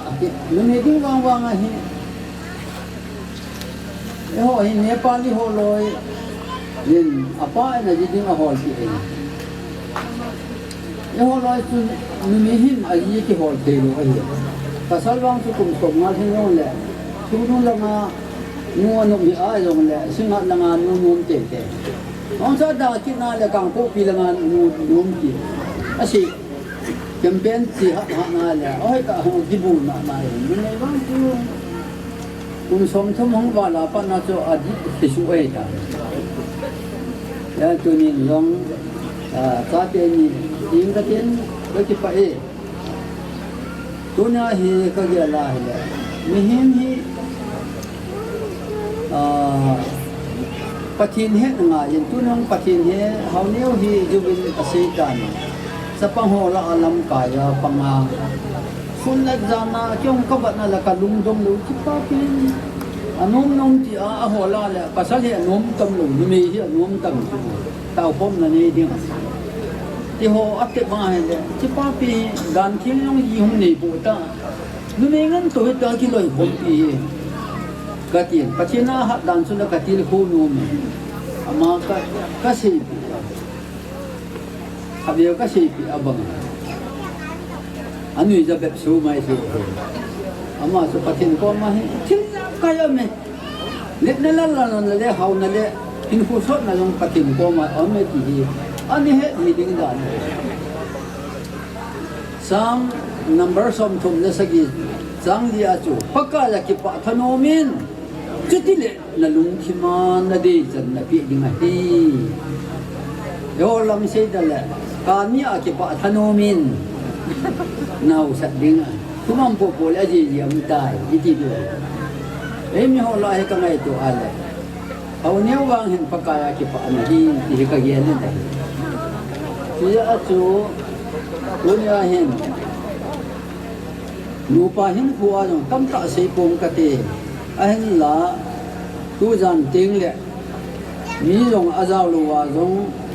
lumna na jut masang thona tau na dil su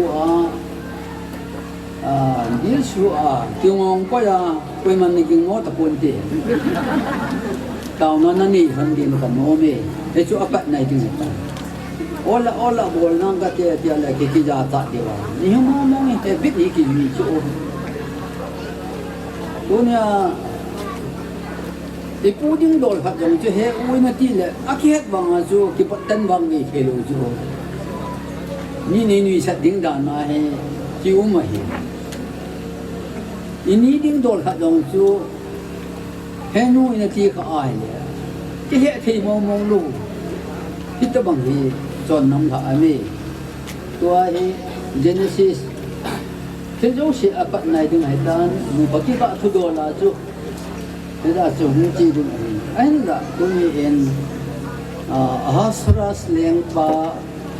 e ajinu wasti ahi ajinu hi aji thu na nung po na dang na nung so ke ama hin golwa abolen wasti leng nu nong chu mi hon ni sagi golwa abol na wa chen ne la ta ning jeng junga akoy hin amer hai beu te ang ti won asimang pa chong holoi yo si chu wasti ga sei pi le anom tapon ang do anom tapon ama nong aloi ho to ni sunga chu bol wa abol che pha chun ama advisor ai ti ding hai lo ni pi ti ding asimang pa chong holoi chun leng pa gyal pha ni pi hi za gam liang gam sunga akipa lo koi mam lo wa wasti liang no ko do zo lo wa mi nang chung se sa a thil sia bo le bo to hi in lang ki thun so kai pha la nu me hon he tan tin liang nu wastin bon liang pa thu ngai do wa an ti ding pasal ho an noi si ki so ke di wen je chun han sa le mi ko mo tin chila ya hin wasti liang no hin ang sunga ang din git lo na dingin na khat tong te nunga mel hayo se ki ko min tin chi a chu ama ho chu training ani dingo chi training ani sung sewa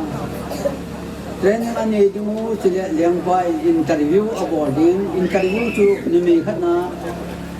jan khat du ding interview chu ativin bechi phana chu ala lempa no hungum ka kaya la le pasal ho dong hin te lang hi ba hin me ki sei do le ba hin lip chim dan no pasal ho hin to a dong hin te si ho yong dong mil a nunga hon la sa le nge sa na se he lo ni amial to ga thana lai tu na la san mo cha chu ati pakangan kibang le ati mo ala kibang thelo ai ta ja so imo khat hi tikin ki hita bang a chu mi me hoi hoi hi min age to na jong pai thingin ba hoi thingin dunia hin kajal na pau hi officer len ta hung ding adam na le kum thum kum li jo ting le ta hi ke khanai mezon hung hi ding abana spai len ta hung hi ding a to chi chi ding sa pang yong hi kita bang ai jo ama thu tu ai na nun di ke kajal la to lai ke chen na jom Bible tu ke tu ni sim na ka ti jo mission ko mission na ki chi ala na ki khan hon dai na ki khan ta lo ding ta ki tim se lo Bible jo an ki ve han lang Bible ni aji thu thun nu hen ati na no am na pa mam ki ti han lang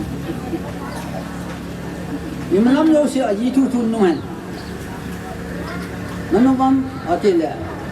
kanom po ati le kanom me ati le jo avela ho jo witness hisu ke ding rom akina anala ain gela hanang nakichanil han na kin ng certificate ki mu hingam le pada achu nanuk lo ta na ji thon nan lo de ta na ti a hu pasalin jong imalam lo si achu kanom na na ti lo han ti a ya chu bible du ji an ki chi le danin te ka ti su dole ha ka sa su bible du ya bible di lo banga na chung chung a ho pe ni yong a vai pe ni yong le anet pe na dam pe ni yong le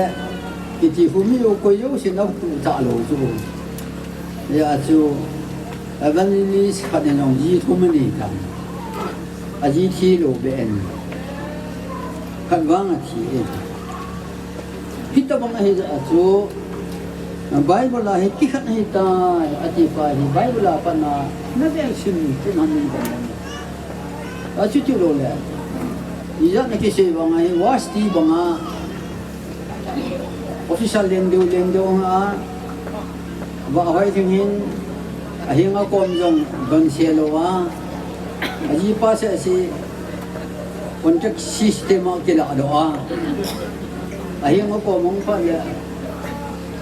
arum nangal haylu na hitabang ta chu o mai aki se hi bang be se lo tu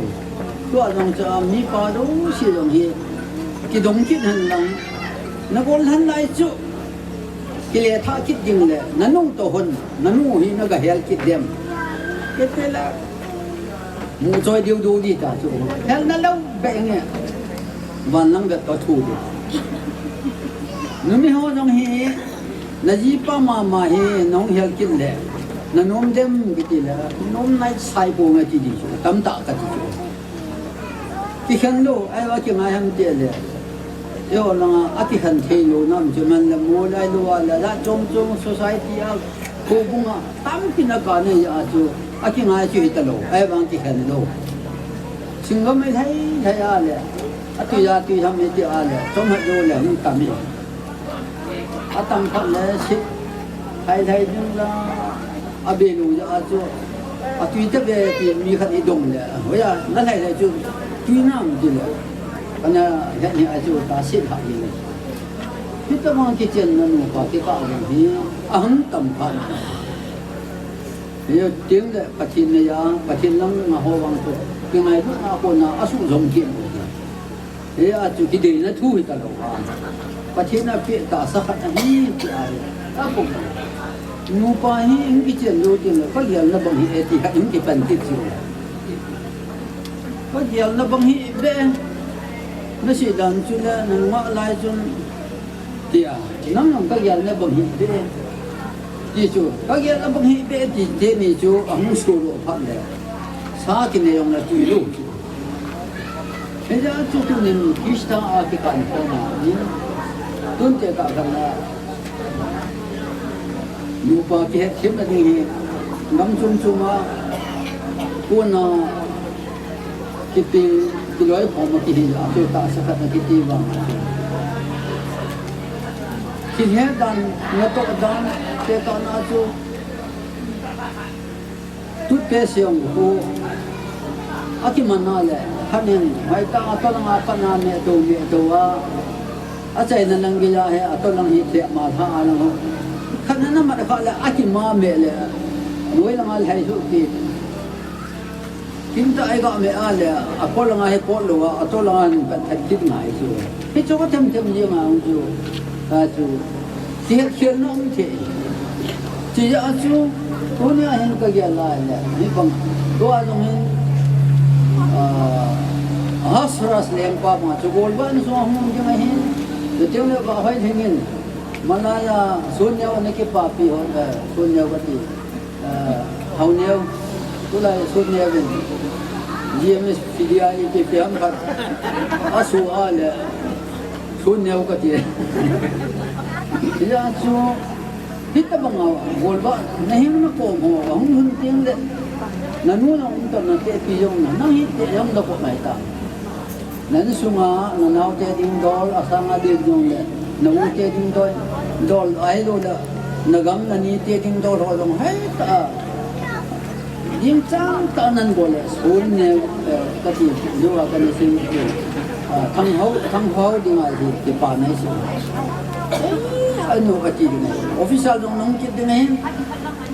alla le ka tiam bhat nei ji en lang ho ka si no ko mingol kim chu ang ki dok sanga le ti sa sa nai ngam hi a chu to awang ne pakin nung sit na official te ni sun khat nei ding nangin til ho zo si abigel banga chu kal maon ko kya moi jing pa nabar kinet sa tao ma ahi banga chu abigelin David yang pan tha ding a go la chu chi aga su lam che chu te chu chu nga ya chi sun tu ni pan hin au sat phat le vai sa ta hin jong hi akikim nan hawa hung pa le kip mo na te mina sa mo on ko yung le mi sa si paten lu pi na ki lang do te hi ka pa cha ma yung chu Joseph bang hi anyo la ja men an su gan thi ja au te ita bang ta no hi yung ai gupta gama prime minister post an po pana chu an sumi te dinga chu ki pana jeng su di laya jang heta bang akhan do thia an ko ten in lo jam ati yong chu nei jing mo hi bevin no ge la chu ko lan te ne ti ka chunga na khan se nau chu te chu mi lun ka tin to ko ni hin pa khin ni jan ni thun ki na dinga ke ai gupta gama je ma chu ina ma so le Kita mga so dia hitim ka sa atal. Dia contoh ni dong lain lain. Hau neu ke muka dia pakimin mana bela kita ni mana pun dia. Ibang asu tunin na tungdo pa adang idon pakimin na dal hak lo ya so na future ra yang kita na de tak pakimin. Kiti akipat na hinalay. Akipat nilai yang kita asyik nan dok sang kiri. Ya contohnya zaman bagi Allah apa dam lain ilmunya zaman king sona ini sahaja yang le in asa ada orang in king sona ni gui in king pujian apa cia zaman kagaci in ko kinan celai menang sun kiman san ho jong kanijin dunia jong hi man hi bagi pae man thi tam tam rong le dunia phana kapa ti anang ini sunga kin tempo kan man jong hi ati pathin pathin ko lang pathin na ma bu jong tao han ni ka te go pakai thêm pathin ke chin sunga nang wa en hau neu hi na pi na ki tho pi en nang ma lunga holin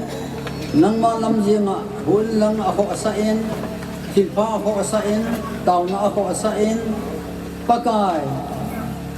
suti chun nang man dunia na puya na pi a kidang ta Joseph ho na dok sang banga nang ma ni tin sunga dok sang na pi yin na min ka thang ra Kunin jong pakai ji pasalin numi ji akimole anun no me pakai ako nen lung hai na asange ati tonia agol han lai sang ma jong yen ki mo ahin na tam ta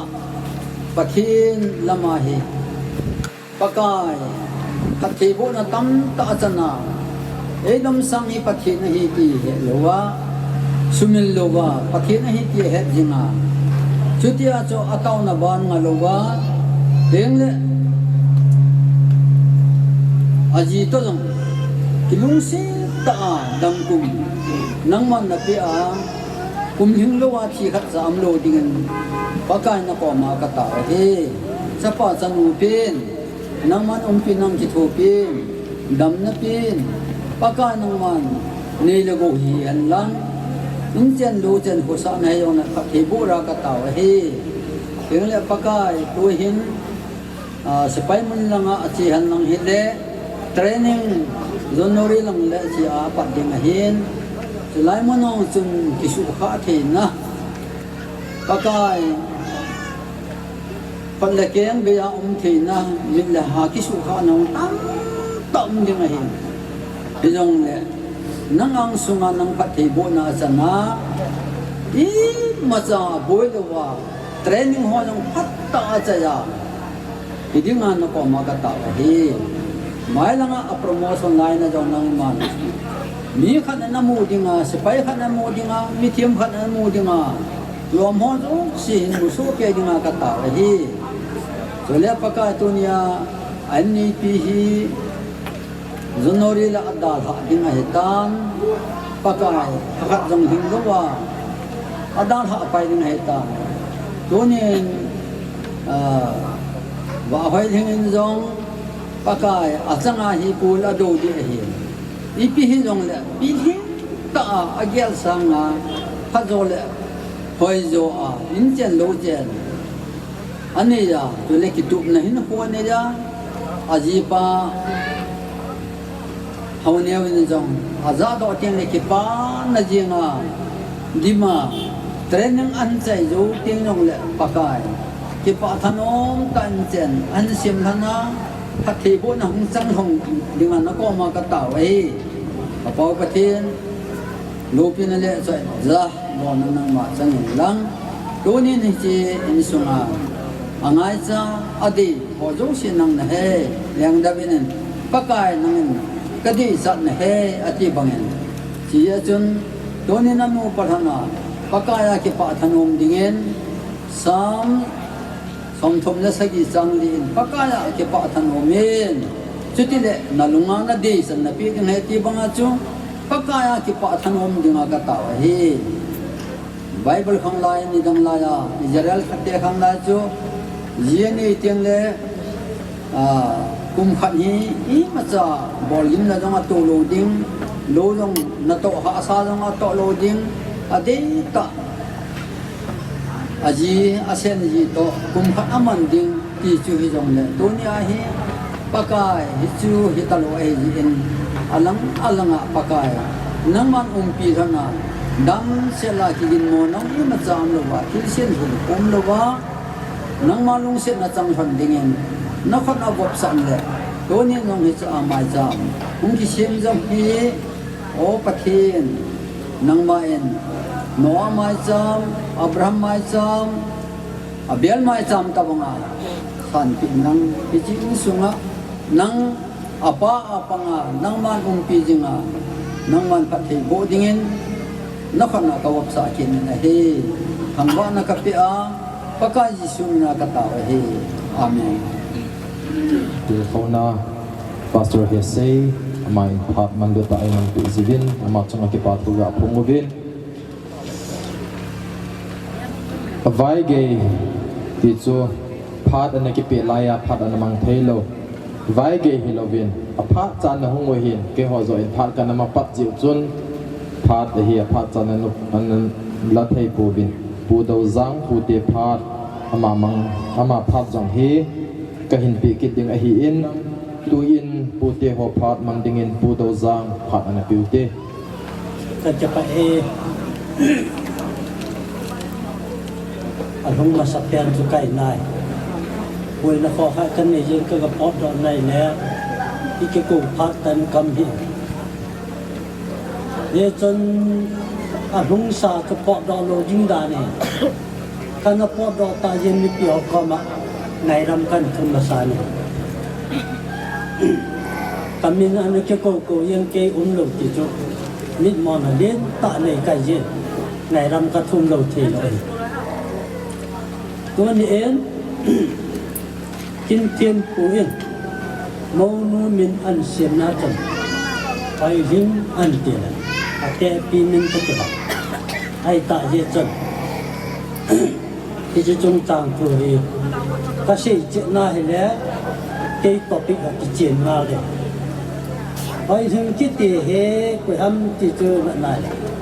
ก็อุปาจันไอ้ตอนรุ่นแล้วไปหินูปาอันเหก็จะนูหอยหิมเหแต่ตอนรุ่นอันกี่วิไอ้เฮจิยาจุตุนียเฮมีผู้เห็นละโหลิมละปักกะจันไอ้ก็จะไปเฮาเนวิอปูเตอเกลขอนาซาลาตุนายพัดกะจันไอ้เห็นจุติโลเฮละปูเตเสนพัดยังที่ไปมอเบะละไอ้ที่ยองละเอาเนี่ยเป็นอปุเตอันไงข้อเบสอันไงลุจาฮีพักกะจันฮีตีนกะเกเลยก็คิดป่าแท้เจียน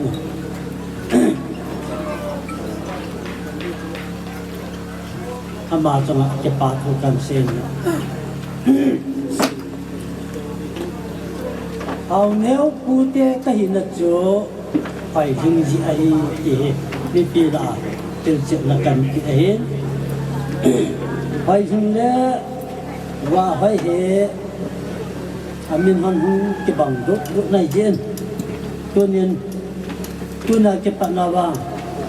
wa hai he ke man wa hai ka ti ta lo di hai nu ka ti lo hai neo ka ti aloi pa hau neo ahin ama he hai neo ile anh em chỉ trên cái trái hành này vàng bữa nay chăm chọn được chụp cái gì đấy hay vàng nhéo đi chụp buồn tị cứ na trên cái gì nôm hết cứ đang tâm cái gì nôm quên cá sấu nó chú ít chân không phải cái hành này yang là tu nên cá sấu gì nó phải là ôi tu nhớ cái tu pan anh nuôi lo pa lo apa yang le anunian tan au pa tong ti thu hana kita bang tin lo pi ta an bo do an ji ama niu cha chunga ka ki pa na thu kan ni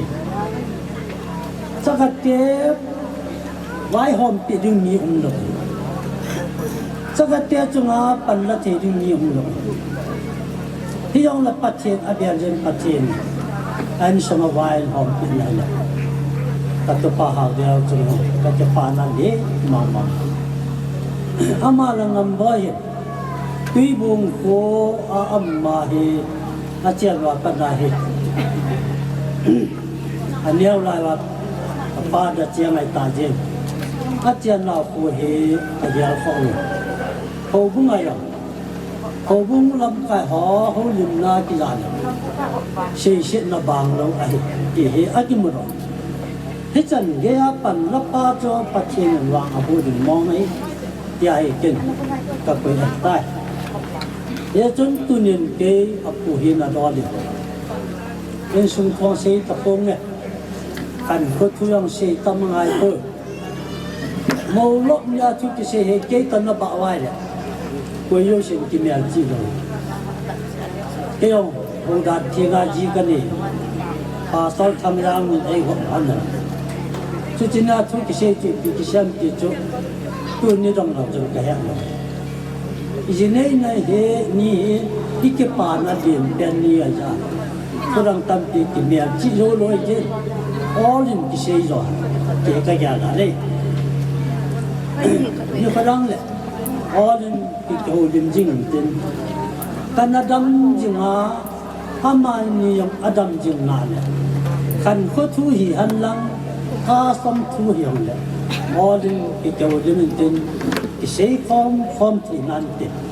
ai dunia cái mỏ pun là dân ta chúc, cái kia, vàng bữa nó pa he, cái gì cái mỏ pun này, cái kia, mi pu hi na, chú xây nó pa những cái bia lệ, vàng bữa nó vàng he phải mua he cái gì lệ, mi pi lùng gia rồi vàng he bữa yang la ke ma ki ja da ni tu te wang bo ke ka thanu dalam pantai pa che ni lo pa ai sa pi den ken ko wang bo he pa che ni lo pa ai sa pi de ti ka tin na ke lo ho bu pa pe kum som di bin dam ho bu pa orden kai na ka ki song lal poi pa che na ami pa tao na wang ấy san thị nan tết gì cả kinh nghiệm này, bây giờ tu niệm, nếu he anu yang talo, apa yang talo, anu yang talo, apa yang talo aja, ama hi wang bolo koi mo ay tihe kaya, jiwa Thai le, anak to anak dulu juga. Port đó alo theo training ở trên đại tại, bây giờ ở trên mà xong anh cái chuyện là trên tiếng âm nhạc những thế là những tiếng anh phụ thuộc họ lên những cái chỗ điểm nan thế, tôi nhìn vào hầu neo đấy và neo thì san và voi thì họ nè anh cái bằng bè xe nung thế, hầu nếu là vào voi, riêng công chắc rồi lệ cũng cái khăn kít là hơn nên thì chỉ cho lấy sự niềm hi na cái khăn là bài rồi đi na to nó muốn giả cái khăn căng đến là à cho kinh tiền của nó sẽ cho năng nhị cho mà ya đó cho anh thì cho cái gì cái gì này kinh cho làm bảo cho sẽ ta được ya chân tu niệm mi phụ hi na đó được ông nếu là vợ coi trong tràng này hình dinh các bác chế tu nhà cái bạn lính anh chèn nó hẳn thế hình dinh các bác chế hết đi cho hẳn tí cả tàu này cho nên amani in chèn xin là sum là phải vàng bộ hẳn hẳn giá là nào in vàng bộ hẳn hẳn đây là làm muốn là nào trung tràng cho là bác chế vàng bộ là chẳng hẳn tí cả tàu này ये में अच्छी गाय चा जो पचन वांगो न हो के गाय चा है के मन कबांगो है के मा थो कबांगो को इंजिन का पचन मिना कबांगो लुंग से तन इंजिन का पचन नन चिया हन हिम खो सा हन ला गो पी फुं पा सा बंग सा हन ला से पी फुं पा सा बंग सा हन की दुनिया का ताव न लुंग से तनนักกินอันนี้ฮันนักเขียวเขียนนี่ฮันนั่นแหละเกี่ยกว่าบางฮันว่าบ่ยังนับเป้าตัวมนู้นตานั่นบัวข้าเลยเลยมาคงตะลังไงพุ่นเกี่ยกว่ามันตันเกี่ยตะกินอีเกี่ยวตัวดิ้งว่าตัวน่าจะหาแนวตัวอีปีรอดเต็มที่เองอีกตัวเดี๋ยวจะนั่นลุงบุญเด่นna tu ke ka dam na la nang in chen cho a ya kho lo ta kai jin ke ta ki thua la in chen cho a ji jam nan pe ti cho la tin na len na tan si da he tam pi sei ta ong ka te to ni hen ke la ki in dom ki pa tin ke ta pe nom ha ne anu nyao te hon zo ngai lu chil pe an pe nom ai yin thế này cái chính quyền nó là một từ hữu hữu tình yêu tạ lẽ các bạn đã chạy vào đi tuyến cái này thì là cái môn nu không hoàn thành lắm cái ba chính quyền trên chạy hoàn thành lắm cho nên anh nhiều thì anh dùng gì gần lắm thú tâm sinh là thế tập hội họ như vậy này là thì hâm mà là mâu cái gọi là mâu nu là mâu ba hơi làm khả na gần hay rõ gì hay diễn ra thành phát bị ngay tại mâu nu là mâu ba không dùng rõ hơn nên lắm chứ còn mâu nu ấy bà na tiệt tin anh ăn gì này tôi hiện anh nhau thì họ giống ngày lúc trên tiền là tiền nôm hắm thì kiếm thật cho nó bò nôm thật cho không bò ta đi thì anh nhau thì họ làm cần số này mà trên pháp bảo số nên tu tiền là tu tiền quỷ chụp cái cổ vậy anh nhau tiền đó trên pháp bảo nan này vậy nhưng mong chỉ là om chỉ là lần và anh nhau tiền là bên tiền nuôi hè phải dùng nào hè cả chân phải dùng nào thì gì à cái nào họ lại cho đặt thu để làm bỏ được tu ni khóa tu tiền các bỏ luôn thì chỉ hiện tiền ảo neo tiền ngọt tiền ngọt hạt món nằm mai là cây nằm ngọt tàu rồi chân chân sai tu in ba choi la khat ananga hiti vin nu thi thim le nu mo moi ba choi la kha isa pi vin tin amana sa chai chai le ngai lu tau khom gol hon phat iman pi divin go san ng deu chin than te tu ni ko phai mo sa wa pathen thang wan hana kai ni u cha en jong ong ngai ji a ka hin sa do han de hi po kanao hong neo win pathen tu chan chanai hin pui ti ho ke pa na zala chu kim nei ning kip ge ni na sa tu chan ai pui ka bial pakai ti hi hin sa do hain ka te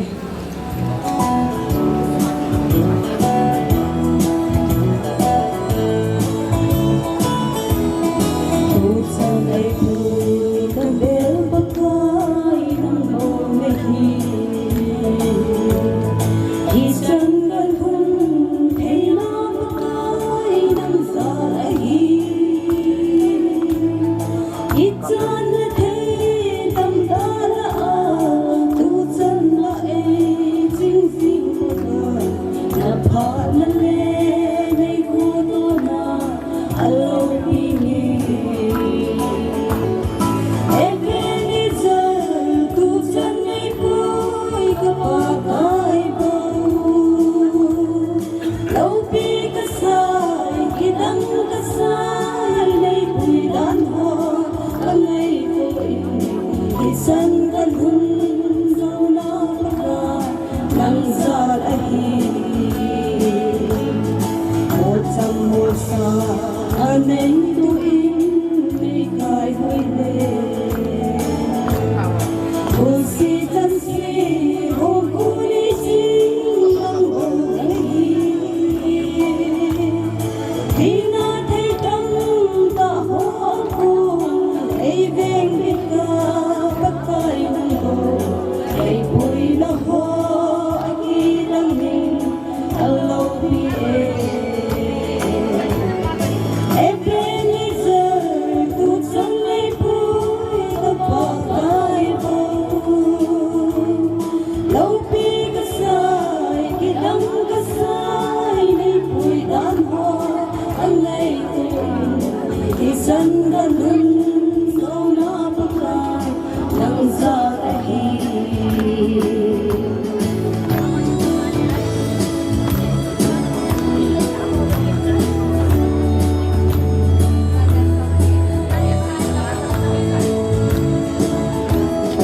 Kahit na sila ang kasoding maunlaw Kapanasi ang kasangging imaunlaw Ipiglahim o kamakay kain susong ipigian Isang sananay mo'y alaw piye Ebenezer, tutsang ay puwi kapagkay po Laupi kasay, kitang kasay, may puwi danho Kangay tuwing isang galhon daw napakay ng salahi Ebenezer, tutsang ay puwi kapagkay po Laupi kasay, kitang kasay, may puwi danho Kangay tuwing isang galhon daw napakay ng salahi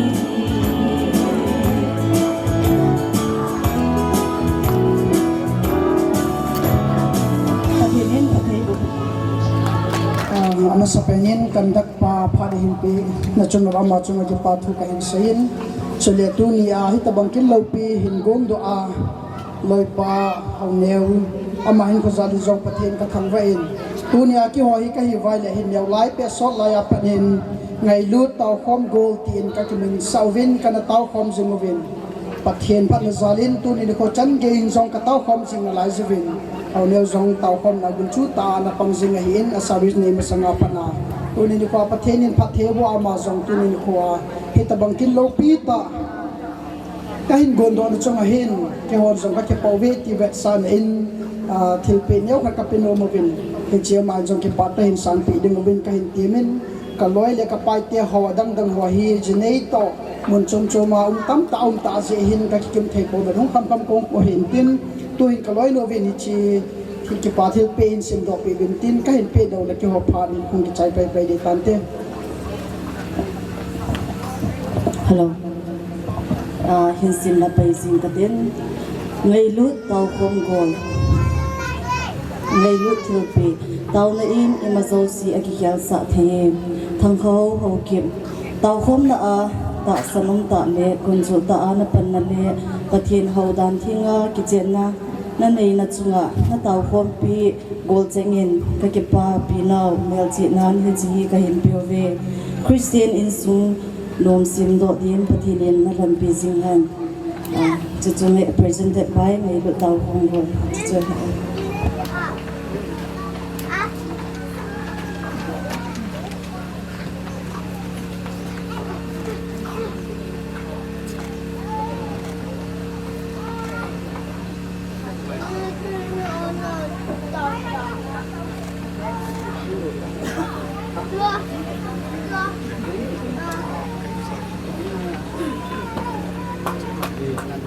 tu in pharaban na chikin hitivin TIM tiango insung mai cha ma ho phat mun do dingin anako bute kipam kasain amasain dunia chapa hauneu zininia ngai lo hung pilepu ulenau chale sale hanga insung mitio zo se kenjong ngai lu na chadai kan bole tuni chapa hauneu zininia keyong hodim thejing ha phat pha ka chan hi wang pha ka kisain tuni hin ama yong tau na ngai lu apa yong tau na ngai lu kum som la kum ni tel mo an sum tau khom kong kilam kai nau December tarikh khat chu kum som la kum ni an ngol tau na kan bol nau ni khu chu an hitan tuni hin December ma em chapa ho nevin angai lu ta in chena sim khom pi lenga nunga hoi ta an ki mua tunia pate ho tin jong ama jinenia phat ka chan he ki thangan un ka san ama jong tel mo in sung chapatel adinga he the official khat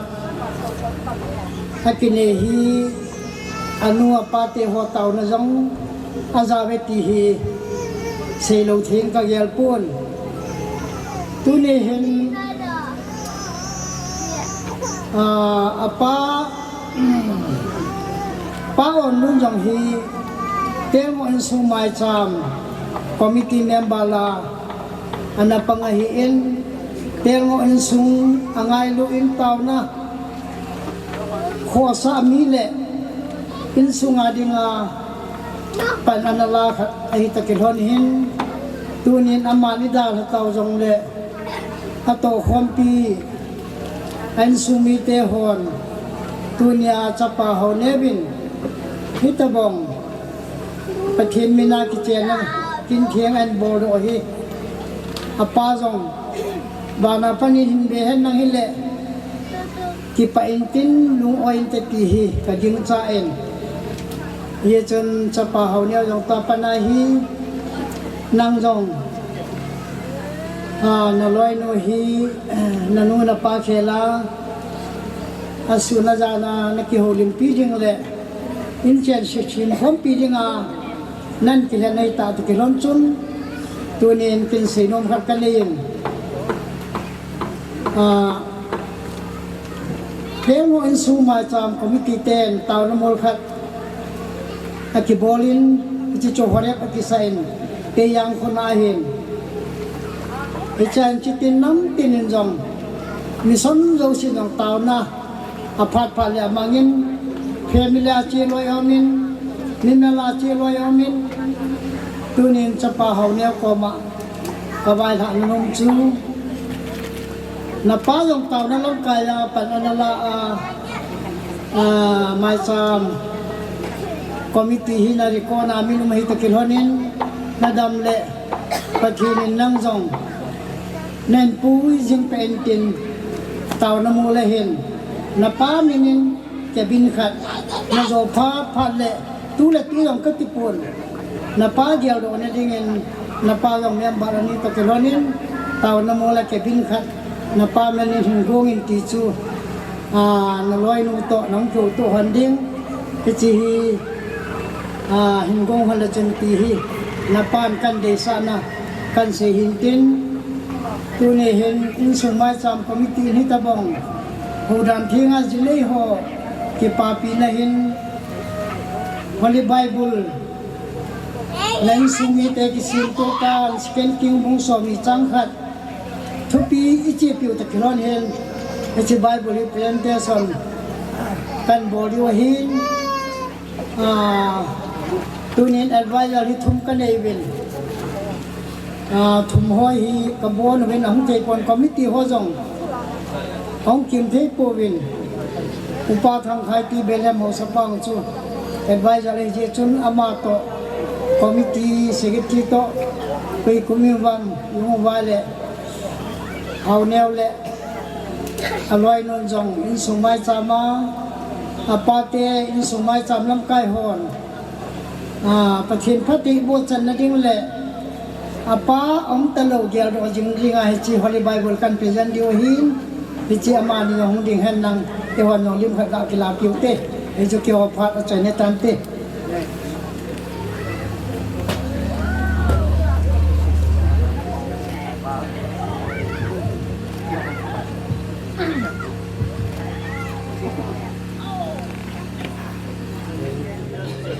và chơi lá ngay hết tiền na bạn hiện nông ao hồi nuôi yên và chơi lại sa tu đi này cái vùng là pan đi tu yên vào hơi party học khăn là kiểu thế. Masa in tuni dan khó lâu hết khó lâu selain mana dengan dok thay nak dalam nak dia pergi kalau dok in apa ni ông kom tuni in tempo hen holam kai hen hausa upa tu le ông kom pi te ho jong se ngai na bazar salam kan bo le hi wa hoi pa ka hi in ông sẽ cái gọi xây sau lô mình làm cào lên kia mình ha họ hơi hi cùng thùng miệng hi là hi hoạt đà hay tận kia phần leo kể nhưng in sung gen thì hạ sai cái này hi còn tuổi rồi còn cổ rồi quan ấy đó là luôn rồi ấy đó là kim rồi cha te hi pu te ko ma loi mi te ko ma loi tia chu kan ji te te ko win ngai tu ji teng le tu ni ka chanu leo pe ni ta bang gin mun hin apa ke hi ei tung do en te ti kan la gel pha lo kamanga long kamat pha lo lung thimam ka gel pha lo所以講係做呢啲咧，後鳥仲係現，四種咯，幾班啊？嗰啲後鳥仲係幾班啊？班一啲個咧做，咁啊咧做啲，嗰啲個。後鳥人都幫佢現嘅，佢咧，ตัวนี้ประเทศเราบินที่ไหนก็มันจะเทเราบินที่ไหนที่เรา2006ปันนี้เต็มจังกับบางทีไลฟ์เบสเกมสุ่มเซอร์วิสทรานสปอร์ตของกันเอาเงินจะไล่เอาจุดเกี่ยวกับเลสิตนุบสานากิบูเรดครอสโรดดีพายเลนตุยบงจุกิโซนัสกัดซาไทยปุ๊บไอ้ละประเทศนี้มันกันสุ่มว่าโจมดาที่ลงปีกเซ็งลำกาของคนหนากิเลสละอายลำกาจูก็งอละจูให้ลำกากระตาหายนั่นก็เที่ยสมโลวินเทียนพัทเทโกนที่จะเงินโอบุงสุงะลูกงาพันเทียนทิพย์ปัตตละเลยตู้ดินมันเห็นเกี่ยวกับอุปาเอาเดินจังกิเลสสวยก็ไงตัวเลยว่าให้เต้นนี่ว่าให้ตกก็จะไม่แนวตกเอาแล้วนี่ก็ลุงเสียกุมยิบอันละวันกันมาเนี่ยเด็กตาหน้าปันหันจะอาจุดดิจิดินมุนาดิ่งดิ่งอะไรปะทีนี้เอกอุดานากิลาปะมาเจงินอินซุงนี่ฮีโยอุจาฮีนิงาเกย์นั่นเองทุ่งภาษานี่เกย์เป็นอเลียนเป็นก็อุลามินทังซาจุว่าหอยว่าอันนี้เอาเป็ดให้กิน mo ucha hi pasal thum me thum me hi pasal ho siom kadam na la ju vin ka cha te mu rong kan isu ke tan ke cha chu la pasal ni me ni in ka chanu cha te mi thum nei tan ka chanu khat rong lai wal ye ma khon chengin ka chanu chen ho zong ka su ke ju vin tel ko mo ho zong ka su ke ju vin tu chunga zong hi ta bang bol ha king kan bol ho hi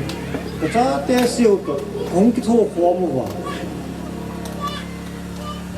ka chanu hu pian hi ka kai mi na an tha thei ki ti lo hen lai kho in sum cha ga te ding a chu ti ta bang bol ha bol ding chu ngap cha lo a hi sang sang len chung kho ji vin nào tên này u thima nó hai nó cần phải đi thì cũng gì ấy in chen in an tu lo ting le thil phalanga hin ik le u thil selang pa do an chu ai la pathin thil go ne hi jung to to le sa te jong tu ni hin sa te solo khat za an pu ni sa te la wa hoi u ani ron ong honin ama ni wa khat le ga adin do sa ni ten hello yo nin di in ka chanu len nu hat le hong tin do te le ki pa min teที่กระจายเต้นมีลาเลี้ยงเปลี่ยนให้อินบ้านมากิมแนวที่ว่าหอยเลี้ยงปีแง่แง่เอาเต้นเนี่ยสโลวังทักษะของปุ๋ยที่แรกเที่ยวอุจามีงานอาจุนกับหูนูฮีไล่ตุยโบงตามดอกแดงหอบปุ๋ยไม้ไล่กับแจงินกับหูหวานในทิ้งไอ้จุ้งแง่แง่มาเนี่ยมีเป็นแล้วอยู่บ้านนี่เต้บ้านขนุนเลียนชาติดินเป็นมาเฮเวนจิลิสต์บังอาทุจนาเฮกุมลงฮี60 plus ไม่เท่ากันเป็นประเทศนั้นตัวนั้นดิ้งไงตัวนั้นละมาจะนี่ละว่ามาทุจนาต้องไล่เอาไงออกฟันจะพอบุยปีเล็กหล่อมินมาลงไอ้กาดินเป็นเลยที่ป่ามินเกบ้านละดิจนมีทางวัดกองแต่ว่าก็ว่าเราก็ปูวินทุจงเห็นกระชนูนเขาดันเทียงอาจะนี่ดิ้งเห็นจนhồ bung chen men pao rồi in rồi hồ bung chen men pao tu sa tiêm cái tụng tu năng phong ông min và đừng có thấy thế thế chú cái ngày tu đi tiếng lệ tu chung à kinh đồng cái chân nu vay thằng sinh à vay bể sang chú đi kia hết cái vay thằng thằng gì cái gì thế nên cái chân nu hi chém long chém không bắn cái lỗ ama phụ thế ama không xây liền bulan sin suha ka ge ta te ha ni te ko ma ong loi te ko ma ong loi thong ni to te jing ka ni la chung na man pha rom ka nei to po win te ong ta to hai le ko ting no ka hai le le ki ko kom ka lo ai te he chun tu chung hin ha na ka chen hin bang bai bel chang koi la phadan ki ge lai ten lambi khyo gam di pa so pa tu ko mi de Bible sang kan hen chu mi na vet le kilo sa lo hi bul ha dinga Bible sang chu First Corinthians bung som le thum chang som le thum mama puk ka heng vin tun ta san kine le ngai lu cheng chung hi min cho la chu ngai lu hi atupi pe ni ki ti hi ki chun ka chanu a na dinga chun ngai lu hi atupi pe ni ti kana ka ta la mo vin Jia kan hen no la pen ta chu ve na miem khat le khat ki ta san tu ngai jin khat le khat in pi tu ngai jin hi ki chu hin ri so ke keng le to lo si ki ta san nan abu dingin ikine ngan amol so in chung chu na chu ngai lu zau teng le pathian ko ki ron hom na pathian ki ma te ti ka dei sai wa chu ngày lúi ở chỗ bên này thì aju bên này có mà nó cần tạo là quá cho mình cần phải sao lần cũng luôn chỉ là thì đúng là nó có mua này cho bà mà dễ nhìn cho bà hậu nè bên rồi cái chuyện ngày lúi chỗ nó mang kia lên tàu khóm nó lúi cái nó phun độ kia này ai kêu tu cái cổ vậy cái gì nên cái cổ nào thì ngày lúi nó cái cổ khóm nào là ai kêu tụ cái gồm ấy của này kinh nó hầu nè viên ngay lúc tàu con group sim bao cái giá khá là hết bao là gì ai là phát hiện hiện phần tiền lệ cái hồ tu hi dùng là chỉ thị số bộ thì có mua giá lên về về là phát hiện thằng mọi chuyện đó là thế dân tu ni hin cái mà này là tâm pi dùng lệ này là gồm muốn bằng thịt hi muốn bằng thịt là cái gì tin là gian tin à biết gì à ai là phát hiện tôi cái mặt gì à Bible cần rồi kỹ nên chú là ngã chú cái chân nu kiểu xem căn biết thì ahin là hầu neo hi kinh cái mục khá rồi ai cô hệ khá rồi ai cô mẹ giống cái mục khá ai cô tu chúng ta không dùng hi con cái xây lệ cái bằng hi nuo pan gì lệ không quay gì rồi để son là gì là điều nó xây khó rồi mấy thì dùng ai mong kinh cho ghel cái con phát hiện nên xem dấu xị mà trả phong ông bồi phát hiện til xem khát trả xe ông bồi among te tiếp lối áo phơi ai xây dịu hi cái chân nu em có te cho mel cái mu lo ai lắm cả tuy cần sự tôi liền rồi ý cái kiệt tôi đi cái đây giờ phát hiện cái làm ti gon ti làm ti giờ cái chân nu khăn gì à không riêng cái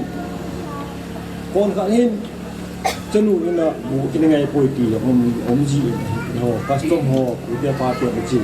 các bạn dùng chân ông gì thì chú ý tiếng là chút ngày lúc nào cũng thực hiện nên bài được họ giống như một con anh chứ lấy sự chung à đừng à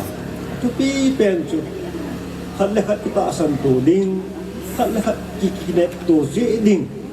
chú ba na chung chung à chú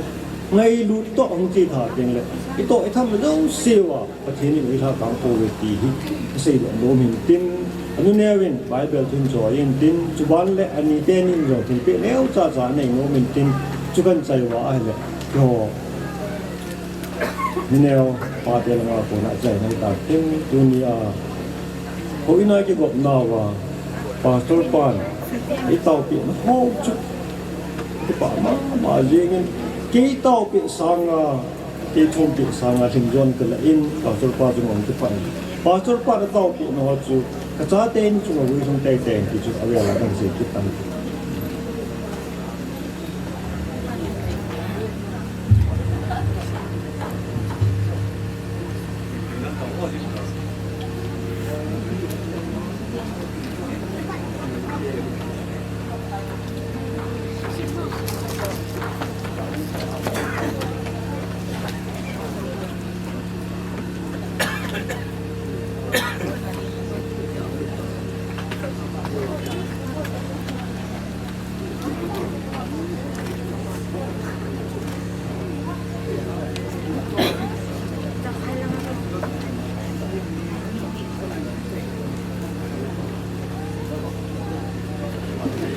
Nunga hoinu ba zoila sadingin anako hitivin ama zo le telang laizon kiloi khomon phat mangdingin eneke gon pikidal san phante ko phai muso ipa pathin thang ve nan hanlang pathin ba chen dingin tunin ko ka pu in ahin dai han o pakai nei pathin hi tula chen sana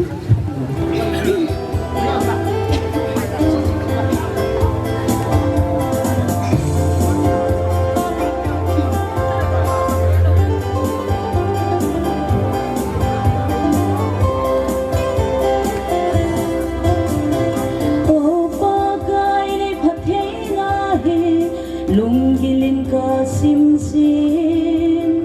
kahin ka ni puidan ho he ke di la cham kim be ta sai ko ka dam thei nau le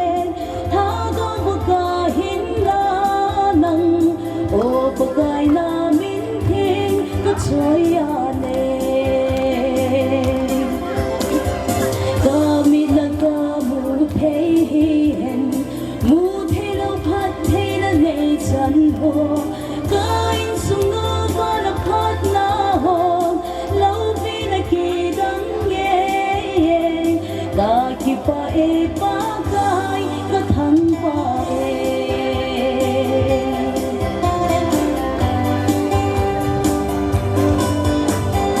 hi ma cha ka hi lau pe na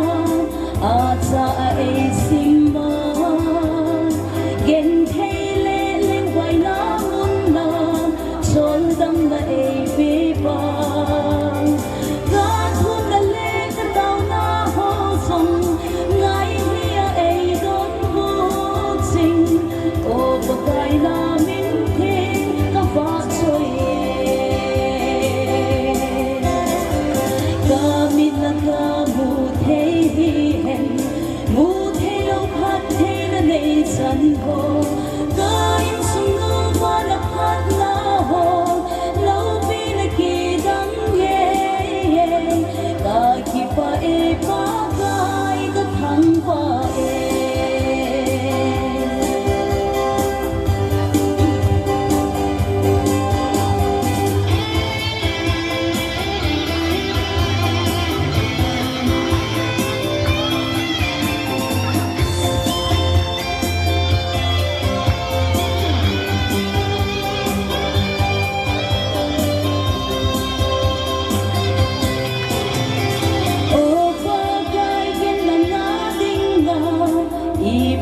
bê tinh hầm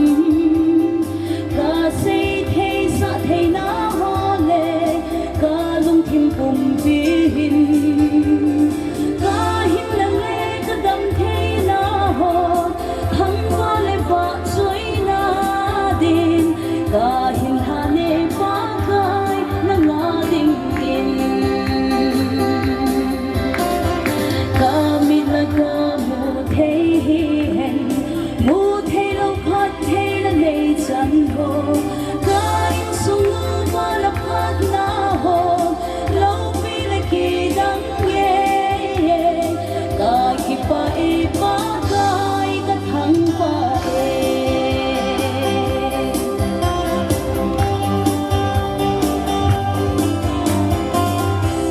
Aba chay lai sana patim patim pupitaw.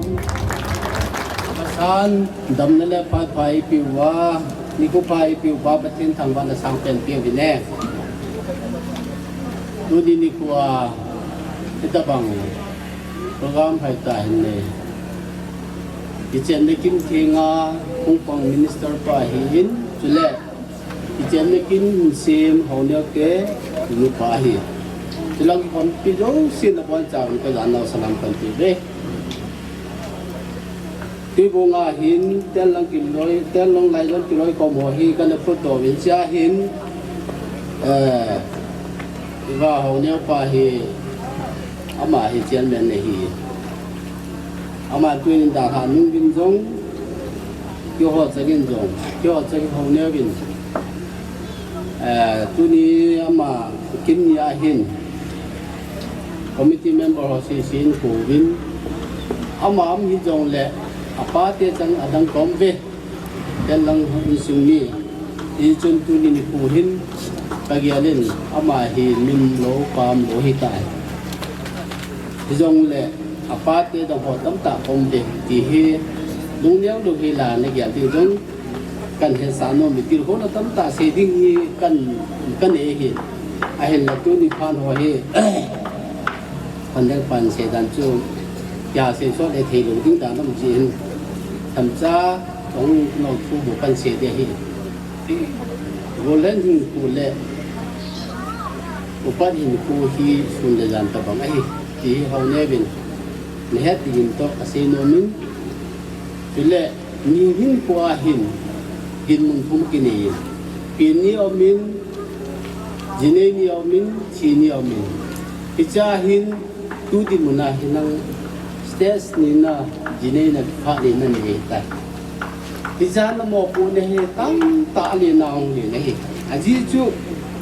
lu la pa ki ngai ni ding ni lo ne he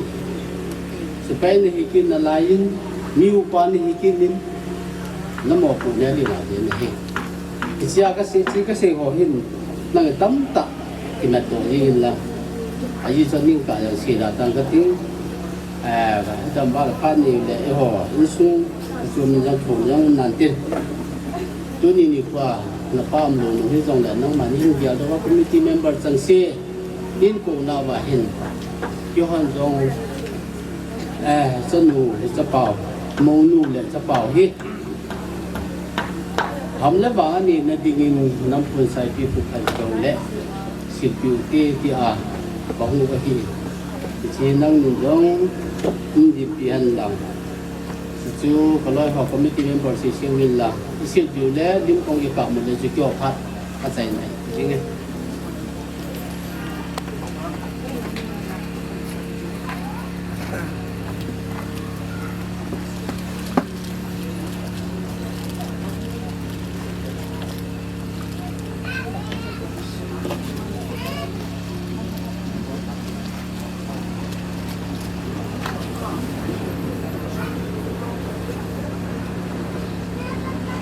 in ama phat nan pe jeng te mau pa phat na kon chawin ka ngai lu na sarang pa hin ma sa pe ne ita bang phat phai pi ba pa pathin ka tham wa in tu ni program hi ki pa chu aum le jing in a hin na ni hin ni na igel ting le ki pa ni ku hi bang in u ya ding ji in chung lama pa na thằng văn sang apa na ka chung le ka zon jang hin vian tin akipa he ding ki chu ke man ka ta san le ka kinep na khan ai in ai biang le he chi wa pha chi saw chu ika agel ji yong le an ji in a ha ji in ni na tu thim dal na akinai ji in biang le chu chu ki ha se da tan tin pathinin ni pa hin ku jong ke ya hin chapa hin ku jong ke ya hi ti ma banga chu ani pan akila ahita in ai pi jong le cho chu ni na ki he thim diu lunglin ki kanga pian khapat diwa ki chi jing a hin hi chu ham pi khat ni na feel ti na pa pian thu ha sa ka thu na pa ka hin khon do an tin ai piang le tu ni ho a hilai mu na hung kal sung kanu kapati ho ting da ka u kanau ti ho sa le rang zi le ya mun gam hat ta ku na jong mong nu hin zu ya hung kal sung kya da ka pu te hi ta na no zo si chunga jong ka ki pa na le ka ngai lu na ka hin phung do ki ne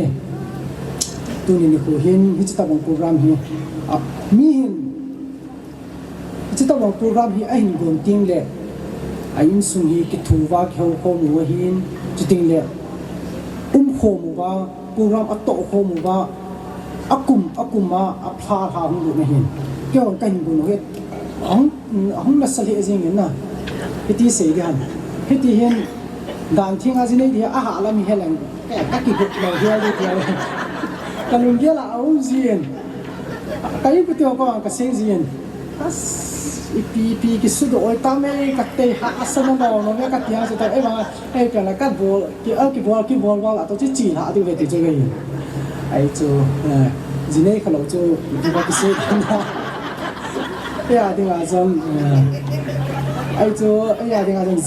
zil na pha ga hin zil na pha ki te la khat ve ki bol ki chai chu ki ta ai chu pathin ni hi chan ai hin tu na pa hi ka ki pa he jing in pathin ka thang vai na hi ima zo si ka hin se ma sangin tu ni chana bible in ai hin tu na khat tu kum sang ni da som ni langa bible ai hin tu na bible chang neu ka ta se no ngen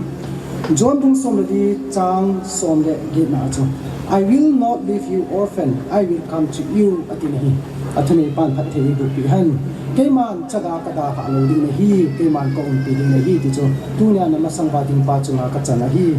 pathin thang ban na lang chapang cha ani ki hi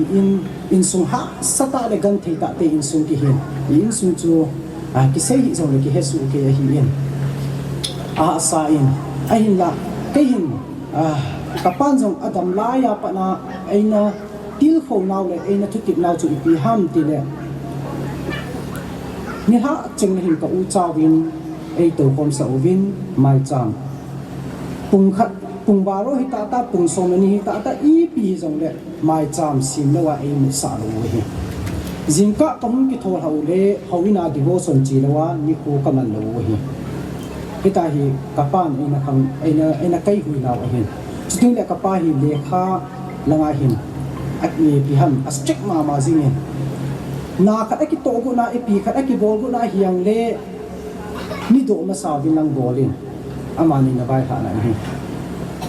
ni minan football pe jong ne ki thanum ji in music ho jong ki thanum ji in a hin la cho khat chai ni phal pi lo wa hi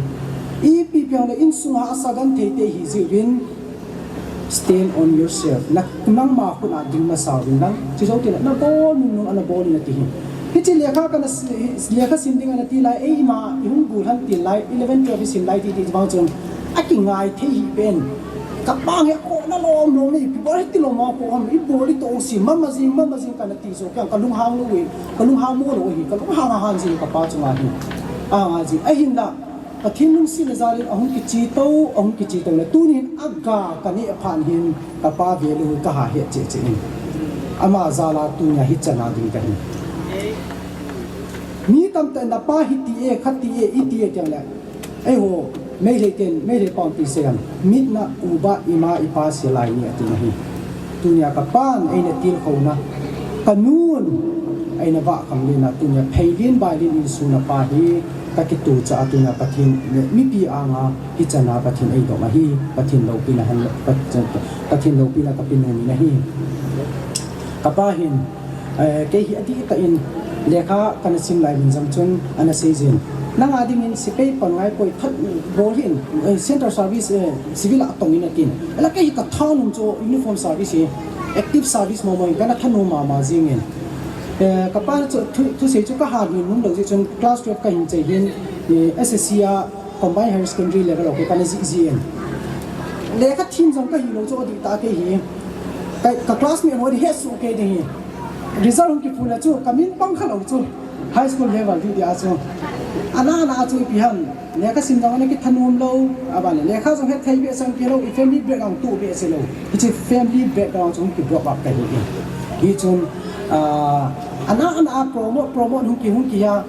tunya hi pihan class 10 jong chu second division a ki pass hi class 12 jong chu fourth subject lo wa chu fourth subject ka pana le first sama ki hung class 12 ka hin che hin kan hi chi pathinung sin na zala 2016 chuni chi government service AAC army service ko nu ya hi chi di supply department na kan join in 2016 na pat in ka hin tong ta nei le kol la vai la pa hu lu na pat chun mi tam ta hin ei ho area sunga ka akitile ei ho ku ki sunga sipe hum panu le hin ipi ti ta wam ti le sumla pai ne kan hin sanu le nai asam ho to kan nu men na zamua kom lai hin amon ipi se pi bol tam ti le sumla pai ne kan hum du na le adang ho ta lu chu zu hin don panu nu me akichin panu soti chi ji in hum lo e ma chu hum ki le ki ji azitian kazi pa thai za le ta pi ko soti na hin so lo ham ti nai ai ho ku ki te hi chai pian ke si ho ma ji mo gen anama ma ji ken chapang hum tha ko lo kan se ji in service nine bol wa na hum taw le class 12 ni bile BA na chene de ki ngai to binang BA ni hi wa le MA na chene de ki ngai to binang MA na che wa le diploma kha be boarding go bi chakang ko ma kana sei ji oi ai la oi ma chapo hi anun ji pon go jong abo do so lo ta gi chai ai la ke class ke service cha ka hum lu na pa a hin ka hin zil do ka chu ka pan ina anun la ya le kha simin na ti ma ka si ma ji ne kana simin lo pa chu hi cha class 12 level na lut ka hi in class 12 level pa hum lu na pa chun ke ho organization nu ya na tong ka hi pha din ka dei ta in ka chat thei ta ko bin ni ka ku nu ya commanding officer pa ki sa lo wa cha ka kha jong ki set thei ka lo a hi apa lo ri ta na chu bina mena mera order में एक पता भी नहीं गिलेगा वो अति जो army officer पवली का ना जो अम्मा थु सालवा ही कि हम पाहो खत जंग को पियन अना थु खत जंग की बत थु या पवली का ना जो है जो ही जो ऑर्गेनाइजेशन में ना तंग ही फा चुन am ho concern in higher education adin in which application ka hin in ka sio pa win a hin grant pi dun zu yen class 12 level BA 5th semester ka ni lai ta hin basic training lai ta in pathin ni si design commandant pa in Samson A Bolin graduate ka hung chai 53% political science in hichapa ajon battalion ka chi in unit ho unit higher education application ka pick in 2022 chun pathin si design MA 57% in kana chai hin hicho chun diploma post graduation diploma in disaster management ka zom kin in pathin si design 2023 chun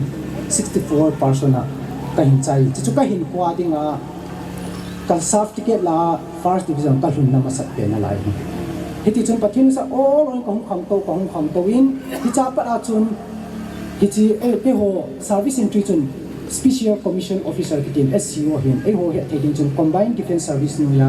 UPSC na conduct nu ya combined defense service ku cha ku OTA umit IMA umit kai chu IMA kana than ji chun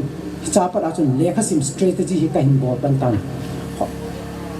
ha ta in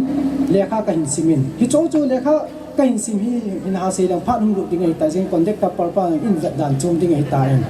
han ha se da tang ka tin ai pya le chu pathin in dam dai pya la se ni ko jang non tan hun dan tin chu na min pha ta pong ka tin ku kumgi zian ka hin zi ahi kumgi zian kong ki ngai hanin kumgi zan lekha ka hin sim ki ahi iti time ka hin ne sam ti chu aning ka jong ka hin tha se ta lo ding ahi in ha sana tam ta ki tu in ning kuma present scenario ka thil tu ka nang seng ka tin 2024 la written battalion level ka hin zi ahin ka hin zi chai chana hi result ki puna ka pa na he nahi ka pa na he zo abana ding division level ka chi ma sak chana hi ani khat ni sunga ka pa nin da ha hi hi cha chon kalung ge le ke ka ta mi nan pi ka ngai tu tam ti le pathin jong bi lo ei ta de o ka taw jong ni pi a phu chu nei te do ka ti na jom ta ma ta na hi chuting la Ministry of Defense niya Army Air Force Navy hin ST vacancy ang kinailaw hi OBC vacancy ang kinailaw nakinga cha na guts na niya le general vacancy na daljin nila hi service dang mga chu ST ko ta ka muding ti chu on lo hi hi cha chu kikite jing hi hin kapana ida ha chun kalum thima iham keima kui son ka ha ki do na pian chu pian ti le kapa ka gavui di ham kapa han ho imau si kin da dong ka su tu diam langa ka ke exam ani ka zom diam ti bo chu lam pin ni bo ka choose di bo loi tan a gial ti la nama ma jing in hi chi pha lai ta chung thu ha ka sama ba jing decision yong kala thei ta po in jing ka lang tung som na kala ki hawa ni ha lang tung ya na pa be ta ki chu ka ta san lo ba ni ala group ho ka ba nei le ke ho group ma chung thizin ko na hu ni ka pa ka ba chu ka lung dong liu hi EPTA do ji zaniam kana example aman jong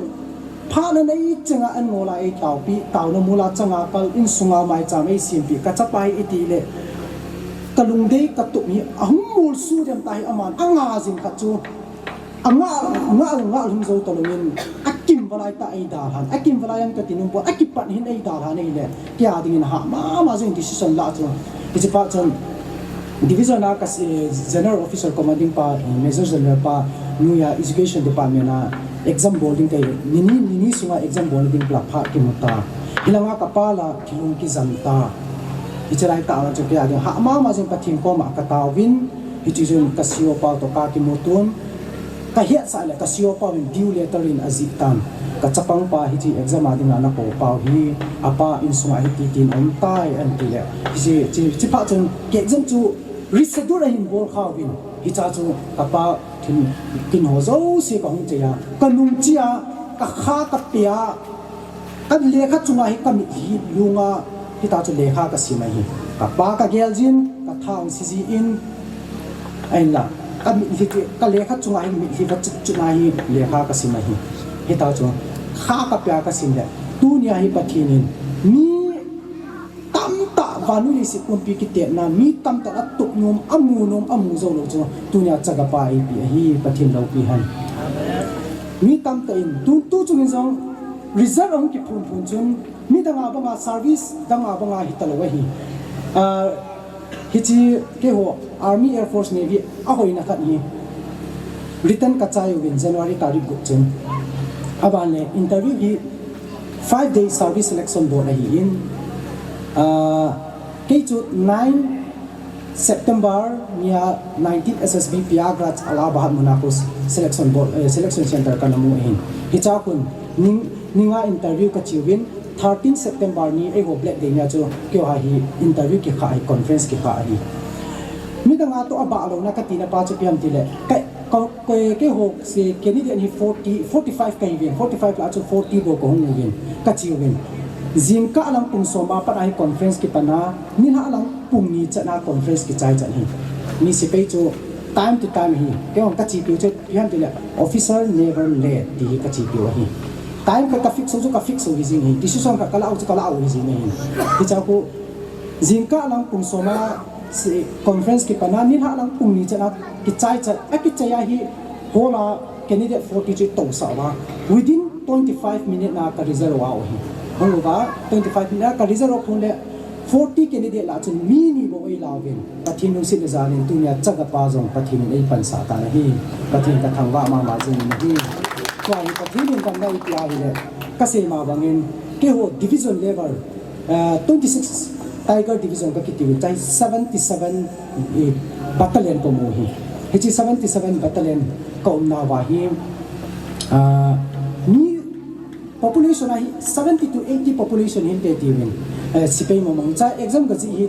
22 candidate ke event 22 candidate na achu kei bo se pathinin pachanna e hin pi final chana dingin cha chun GOC pa ne ko win ka CEO pa to ka ga chi hanin official conference ka lu win ka to win hicha full tournament na hin commanding officer ni so na segi so ma get na hin hicha official le ta tan e do wa question ka ha mu pen chu ipi ham ti le how did you manage your time while working in the organization as an active service and you can create the service selection board ki ai maon ai na ha do na pen hi iti phat na minesa iti time na spera army ki ti chu regular active service hin ke hi chi ko ka bol hi nei spare ki ti thelo government in halo pi bola pi ham duty ka bol ja ka pu hi pi wa hi hi cha chu kin time achuma ka kispena mi amut ta le lekha kasima mi adom ho to ki ho ka le lekha kasima mi zuara ka ba zuwa dona party voting le kan committee ka thi a lekha kasim ja tu nya pathin hi chanai do ba hi pathin lo bi han lang ya cho pi ham ti le hi cha hung tong nuang hi ga adom le chun ji ga thai panan se tan li tan kum gi kaung ki ngai songai wang time ka fix cha le ni 24 hours so hi phone number jang le mini khat ki hode ka tele mini khat chuwa se de ki se sa ki tha pi jing nai kan do ama do mo la chu thapi ka sa ta pon tak tak ki bol jing nai ni ta chawa ban jang a se de ko ma le na ki ji la din point to point na se de na se ta ki chai ti se ke tele ke ki ba na ni ki chang ya che time ki mini sa se pe su nga le kha hong ki sima dunya pathinin chaga te khat thing hang mi te khat ki chana ai do na pa chu hi ka secret thu a hin kan a chai na ding lam hi tan tin ina kanum lai yang chun 2016 chun hi chi service kan mu chun hobung so anu le pa te tam tan jawai na dongin ho ne itti ka na hobung so hi pang akimang cha itti ka le kha na sima chu service na hin mu the ham an ticket no hin tu chung in zong hi chi pathin ei hin pi kin pha hin officer hon kui so ei dong kin itti tai na mine sa hi chan na hin ji the ham tin in dong kin no nei le kya ding hin life hi yan tam ta experience mi ke ima cha ka ni lo wong mi te tam ka dingin kitil kho na in kana pangin selection center bo na jong chen ge officer on candidate mi selection center bo la chu mi candidate ni changle civil candidate CDS IMA NDA FCAT ni navy entry tam ta hi zeni za thumi ni changa hu hi selection center bo na ko amo sanga amo masa ko nei din sa ben hitini din sa ji ben officer on ai ko ji ni chi pa hi ne on ati ben candidate cha pang ko ma chon ama hi sipei pang hin sipei apan na chung chung le kha sima tunya commission officer din hi tai tin ke chu til khong na ni cha pang ho cho ka ga ki gel ji le ke cha ga khat ima hello pa ka lever chu ani mani mainas 1000 am ni mai ka lever hi zero zo mi lo mainas 1000 zero ka lever hin hi cha pa na pathin tu na hit chana in the pa hi ka ngai te na hi le thupi ka san lo pi ka san pathin ka thangwa ma jing in hi kana chei na ding in ka hin phwa ka chi ti khat au min ipi ham ti le mi khat su ta nge mi lo ring khat hi ta nge ti le number 1 a kana to na muna ka chi pi chu kem ti le kon le vai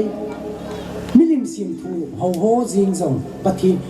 aho apathin bin khut chan chana to thing le ke ka ho pathin bi pi ham pi bola ei dot da di ham ti chu kan number 1 hi ka ki question na ya chu pathin hi akhat na a koi ding number 2 ei ma kigim boarding God help those who help themselves ei ma kigim kigim bo ma sang sia pathin lang ki thu pi thelo hi ei ma kigim boarding number 3 mitna uba ima ipa selai ni inu ipa thuing le kinalo e lo he la hi kilo him te ka hin pa ka chi pi hi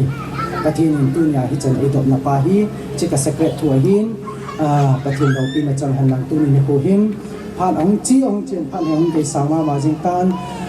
hobung nga program ho zong ong ki bang cha in hilai mu na zong ngai lu na zalin nu la pa te tam ta ni ki khop pi vin ki cho si in sum ngai lu na zala ni ki khop pi na pa hi na ho zo si chunga avel in ki pa thu ka in se ye ki zo tin la ka bi pa ka pan za hun se nan tin pi ham tu hi zong le an kum kam khat le chai le a ki si min ki cha hi bon vani ni su pe tuila tuilo thum lo thanum tai ni du hi because o ito ji da ni le abona hi defense a he ati ji azino defense he chia ra defense ati ji ta tu na ibu ni du hi defense a he ti jing tang ka te ta so noi tai ni du hi ti che ka se don tin lastly not the least ka thil kha ka se do no men tu na hawina hu pa commandant pa hin tu chung kalor hin an he chun to apo ma hung to pa api pa chu ts corner hin potiran zan hin ama batale na chu benglora umaya ama batale na kanu ma lekha kana sim hin iti ti hung kisu le ham ama batale na ko ma lekha kana sim le to ama 27 sector hin so1 duty hung bolin ama chun sapa na sei pi le sapa chu ki pa be se ni ta chu in ko hi ni kha chu ta ke ka in sumi te ho ka be ka tu te ho kho men in sum ka ki to lo vil ama ko ma chang ka ki ma to vi ni chin ya ama na sei chu piam ti le kan pa cha e ke hi officer cha ka hi in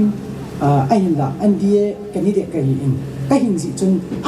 ka sama ma jing in khat ve ni ve ko ka ji do ko nangin ipinan su to ta hi vel ni atem na nan ji do ham ti so abana na sei hi in chuting le laya potiran zan tes corner pa chuna sei in ke hi tum khan hung hing dei tai chu chang pura kom sum hi kom sum a hin ku ki cha te ka hin observe thi khat na sei pi nge anu mon sei nu mon an sei hin tu ma sang cha ka case tu piam ti le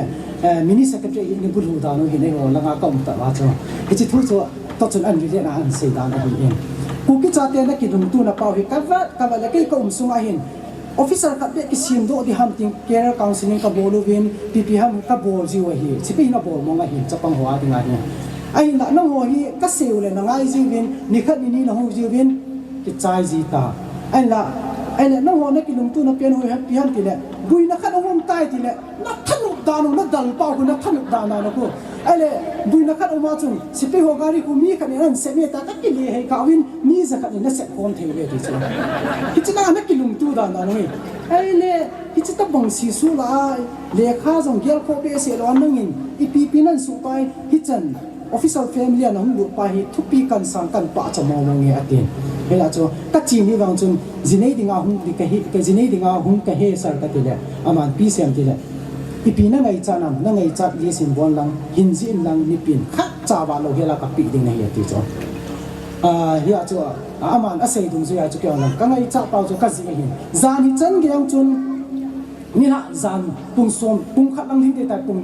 pung ni lang thing te ko nei tan chi ti ko so la bol ba kyo ang kai mo po vin hit chan ge chu me sia sin thonin ho kip ipi ava umam ava um le hin sein kan kapi na lai du hi ati chu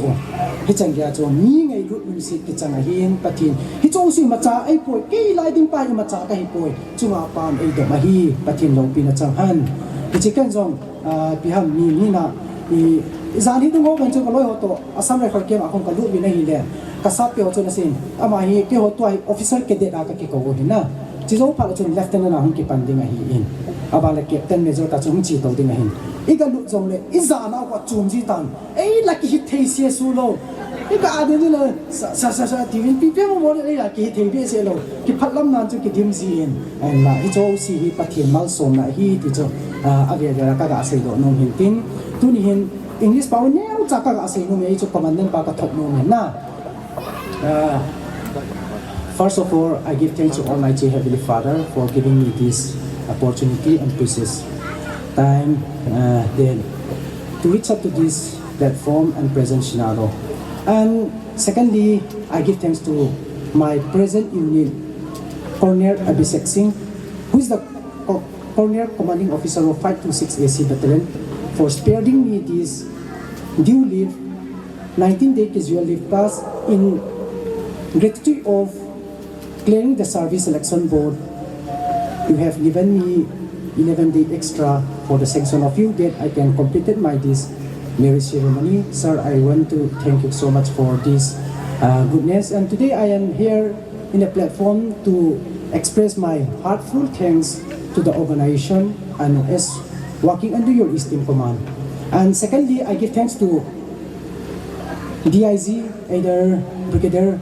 who is presently commanding the 27th Sector Assam Rifle, for sponsoring me the ADEM activities which I have reported and needed. like the garnet and the sabina, and all the sitting chair, red chair, which were provided with me in much ample of sufficient, and that we can have a pleasant time with all my relatives, and we can make a precious moment for the marriage ceremony in a fruitful result. I thank you, sir, for the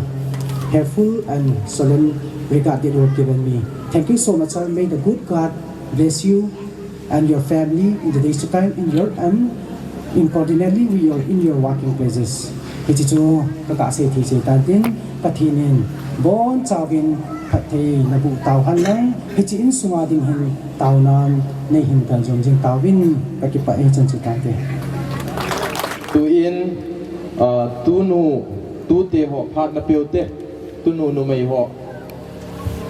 ko hin ke ho sang ki pa ma jing bin atu te nu me zinei do sahon tu ni ni ko hin ka pu pau hin ke lu hen nan le ke ho hi mi som som be ki so hen lang chilang hol kha chi nei ti no hin ai hin la ke ho hi ka ki kim thei po bin ai hin la mun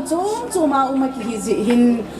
ke ho sang kham ho hin hi chilaya hin bol thei sa thei ka ki sa bin ute ho mun chu ma ho zo sin jong ipu pau khat in chita pangkin lo pi mang dinga ati in hi chi chun ngai lut na zalin tunin hi chi bel khat to pon khat hi an na pi vin tin chilaya chu ani cha te ke kanu hi in mati zanga kanu le na hin ani cha te zinei do sa nu me hoi hi chi thil phai ka hin bol pi deu hi e ka ki pa e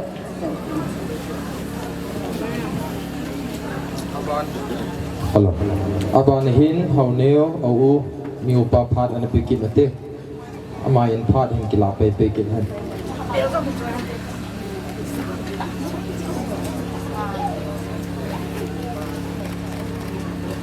Trong chẳng là cái tính tu đi cái căn sự để hiểu là hầu neo vì và tu neo vô hiểu anh đi cha cái ni này anh đi cha tiền tu ni cái tu neo bao ni khổ lâu pita mà hết cái hồi cái bạ mà về thì căn sự đó nó mà hiểu thì chân cái bạ thiên pe anh đi cha cái hồi xì hin nếu phải không thì đông khó một việc tisu enjoy bin lang start le pathinin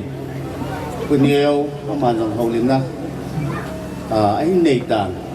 het ma bang kin to pathinin an sinu hi mal som na hat thei na ki pa na in sung so ta han ti hi tu te ho zo siu pathin hinga ta taw naw hin tin pathin khat hin to han lang tuin ka sei bangin ni te cha ti ho xì hong lang lo chung la ke he ta hin ke che to hin suma neo khat min ti cho zo lang le ke ta bin ka te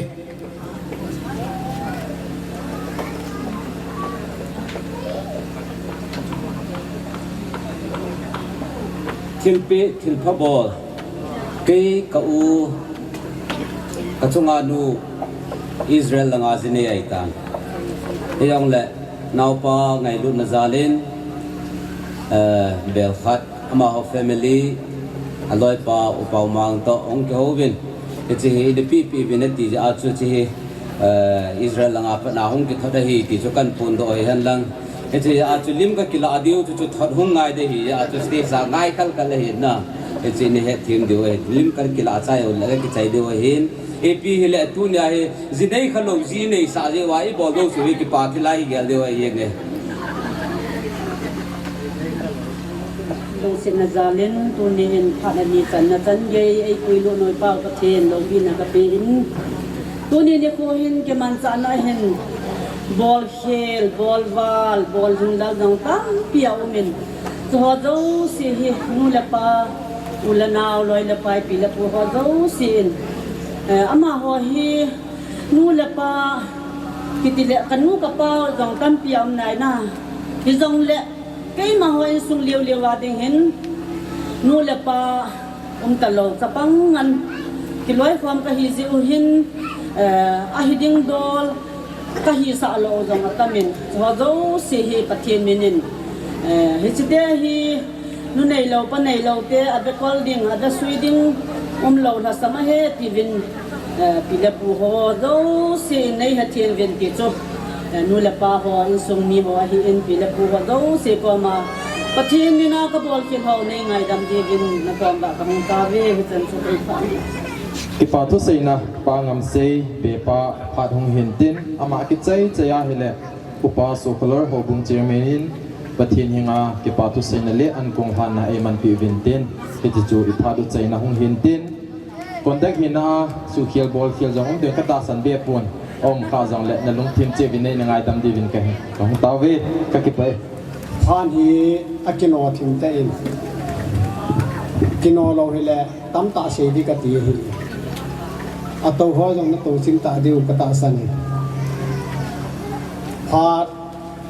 ni khula phat in pui pau ko sa pelin e pau ka thin lo pi na chang han lang phat bula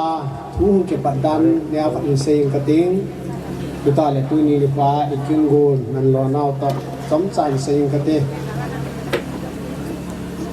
phat na sa in hau neo hin ji ka nei ding he an ti chung sang lei ma kong gama panin langa mi se lo en lei ma konga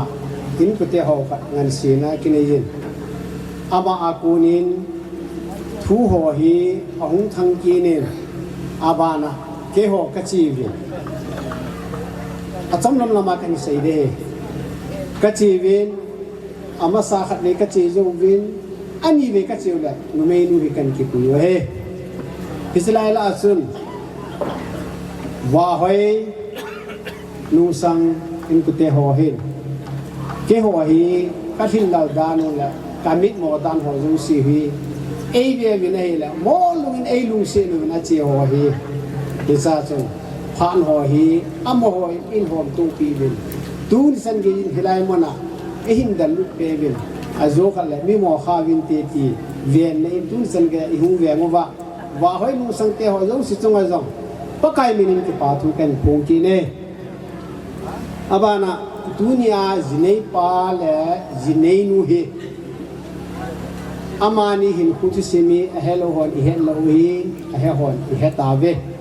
a cham lama ma kan sei de hi amani hin khuman hi zan ha apanin ka gelin ke jong hi amani tabang chat ka hi nu la pa ka a sei den lo hin khumang kan hi tunin jong chen jong hitabong program hi odan thenga ji kan nei ni in aji ga hu ki gom de ka heta ve ne han kai mo ko na he ki biza kai mo lo ham ji nga golwa ka bol ding hin kanu ka pa nom tele lung sang khan hi akine ye ji sun tu sung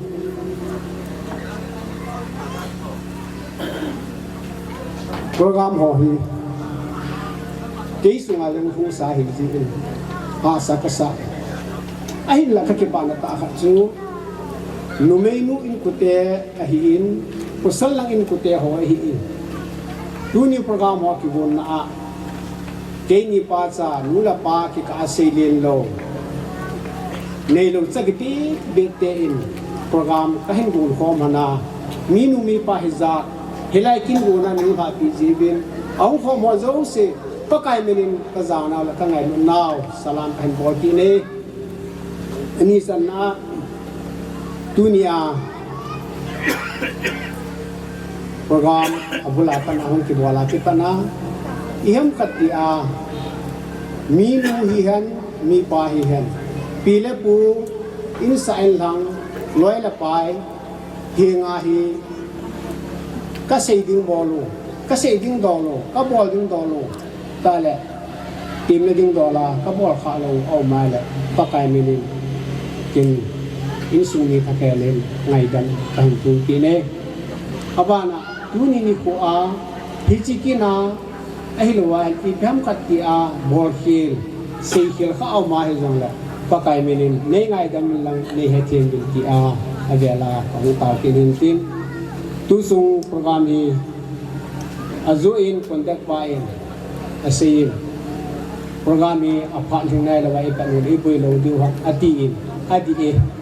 ati bui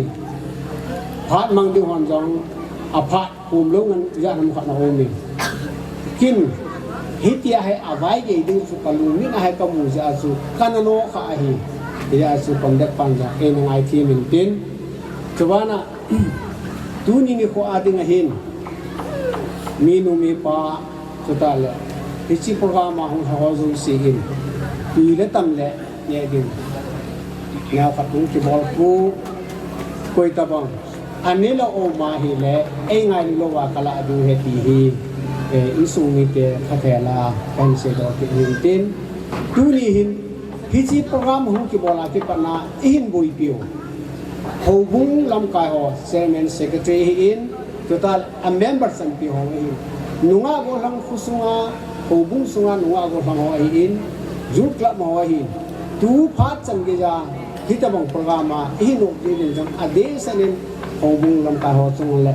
nunga go lang ho sunga ka ki pa na abel kan po ki ne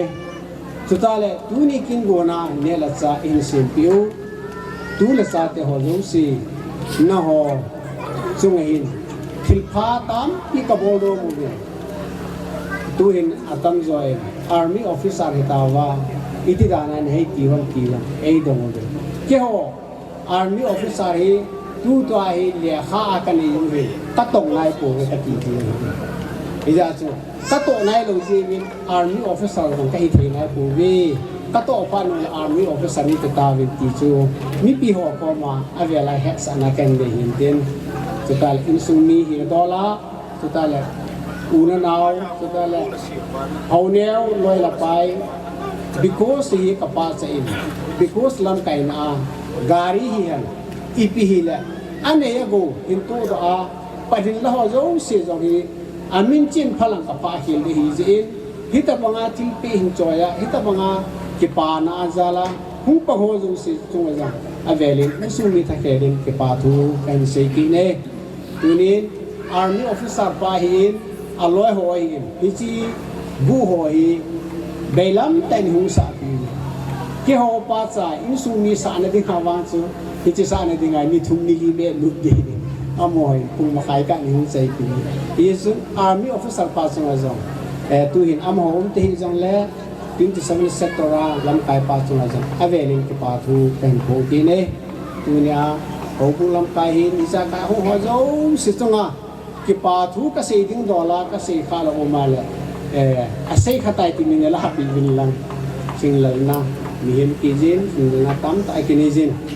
ta le bor kin sei ki ka ma le pa kai bin ne ngai dam mo bin ji to a che na ka ga sei no hin tin ki san chui tan ti ka ki pa ding do kha no a um na la jin nyak sa khat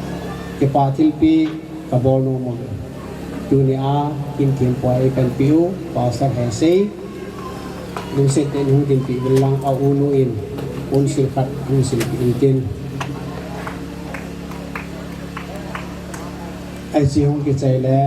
phat ki no du ju jin tu ni a la sa a in kan piu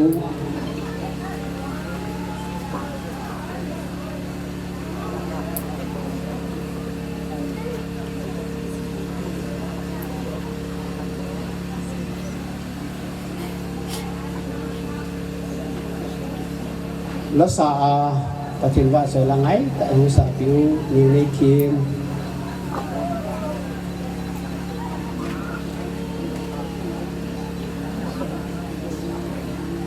chin ne hoi hoi nu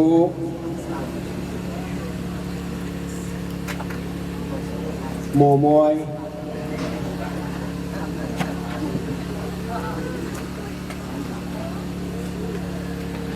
bi chi thil pe ka bo thil sun sunu nya cha cha kan bo na wa ki pa tein du la pi lew sun thi thiem le mo moi ho ya ma boy na di lo na la do fa la ki nin thil pe ta on ni na ko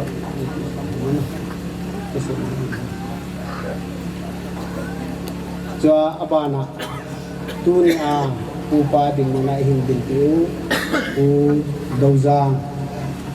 ball field se kel do se ngo na ma la amar ni ngo na ti hin to hi ka ball field ka se kel do sa ma na ngo di we ti chumi pi te kan het sa hin ken amazon ti chi pun sil neo cha hai ka sil pi no mo gen hu la ti le pa min ti a chai na ke a ngo di yo sia ma chong ai ngo di we mi pi hon ni het pi we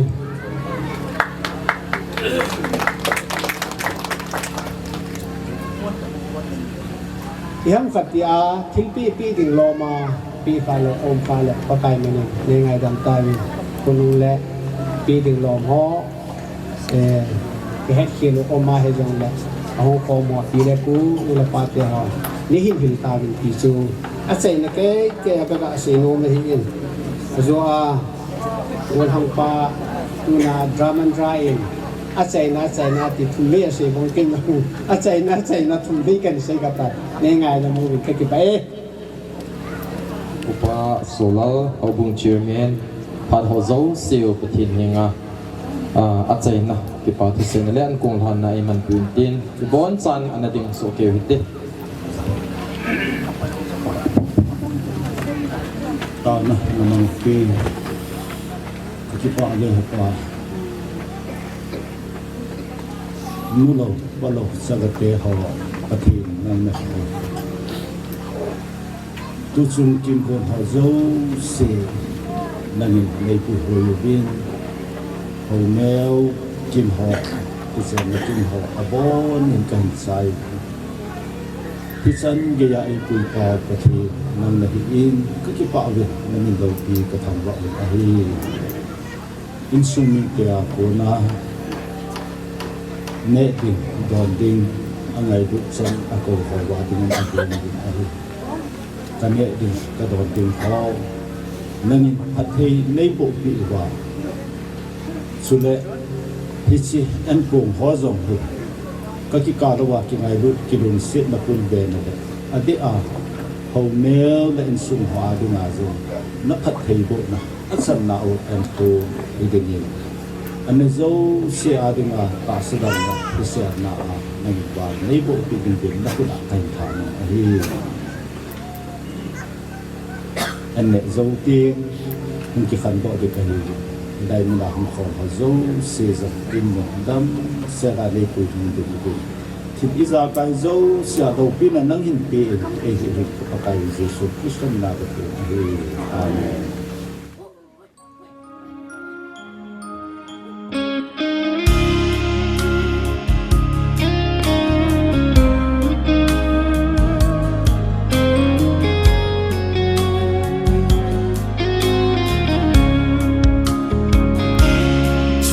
gió lung kim la tao na chung pa the gon pe nang thong hum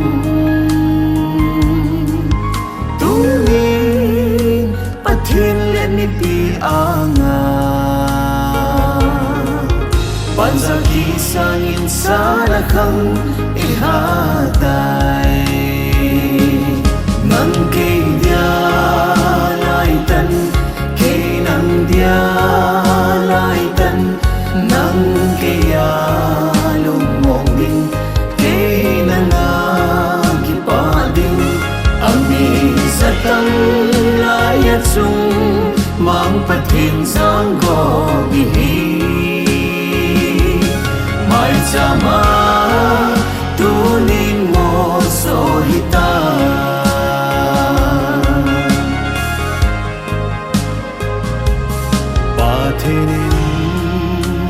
iden na atundo insum se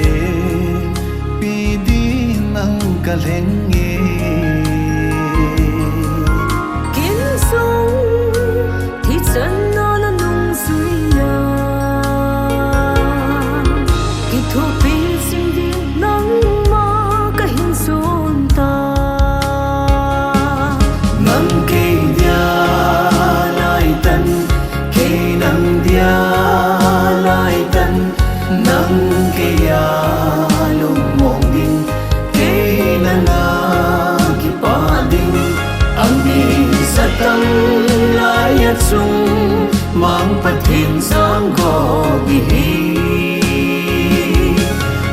chama tunin mo sohita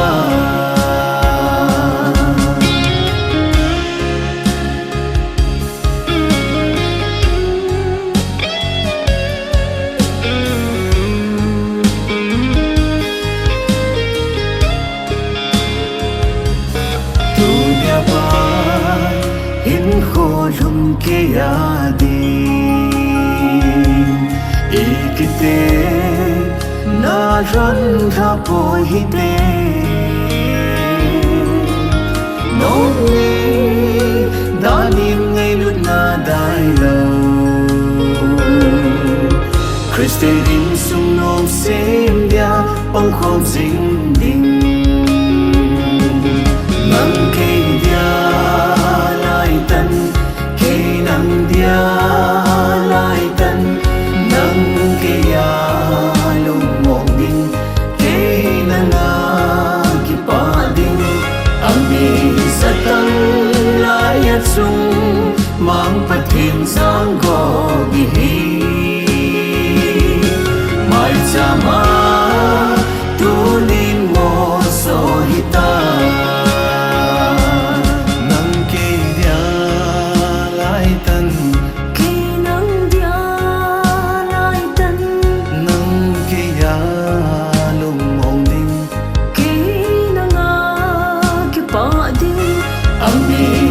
tang lai at sung mang pathin sang go gi hi mai chama tunin mo sohita mai chama tunin mo sohita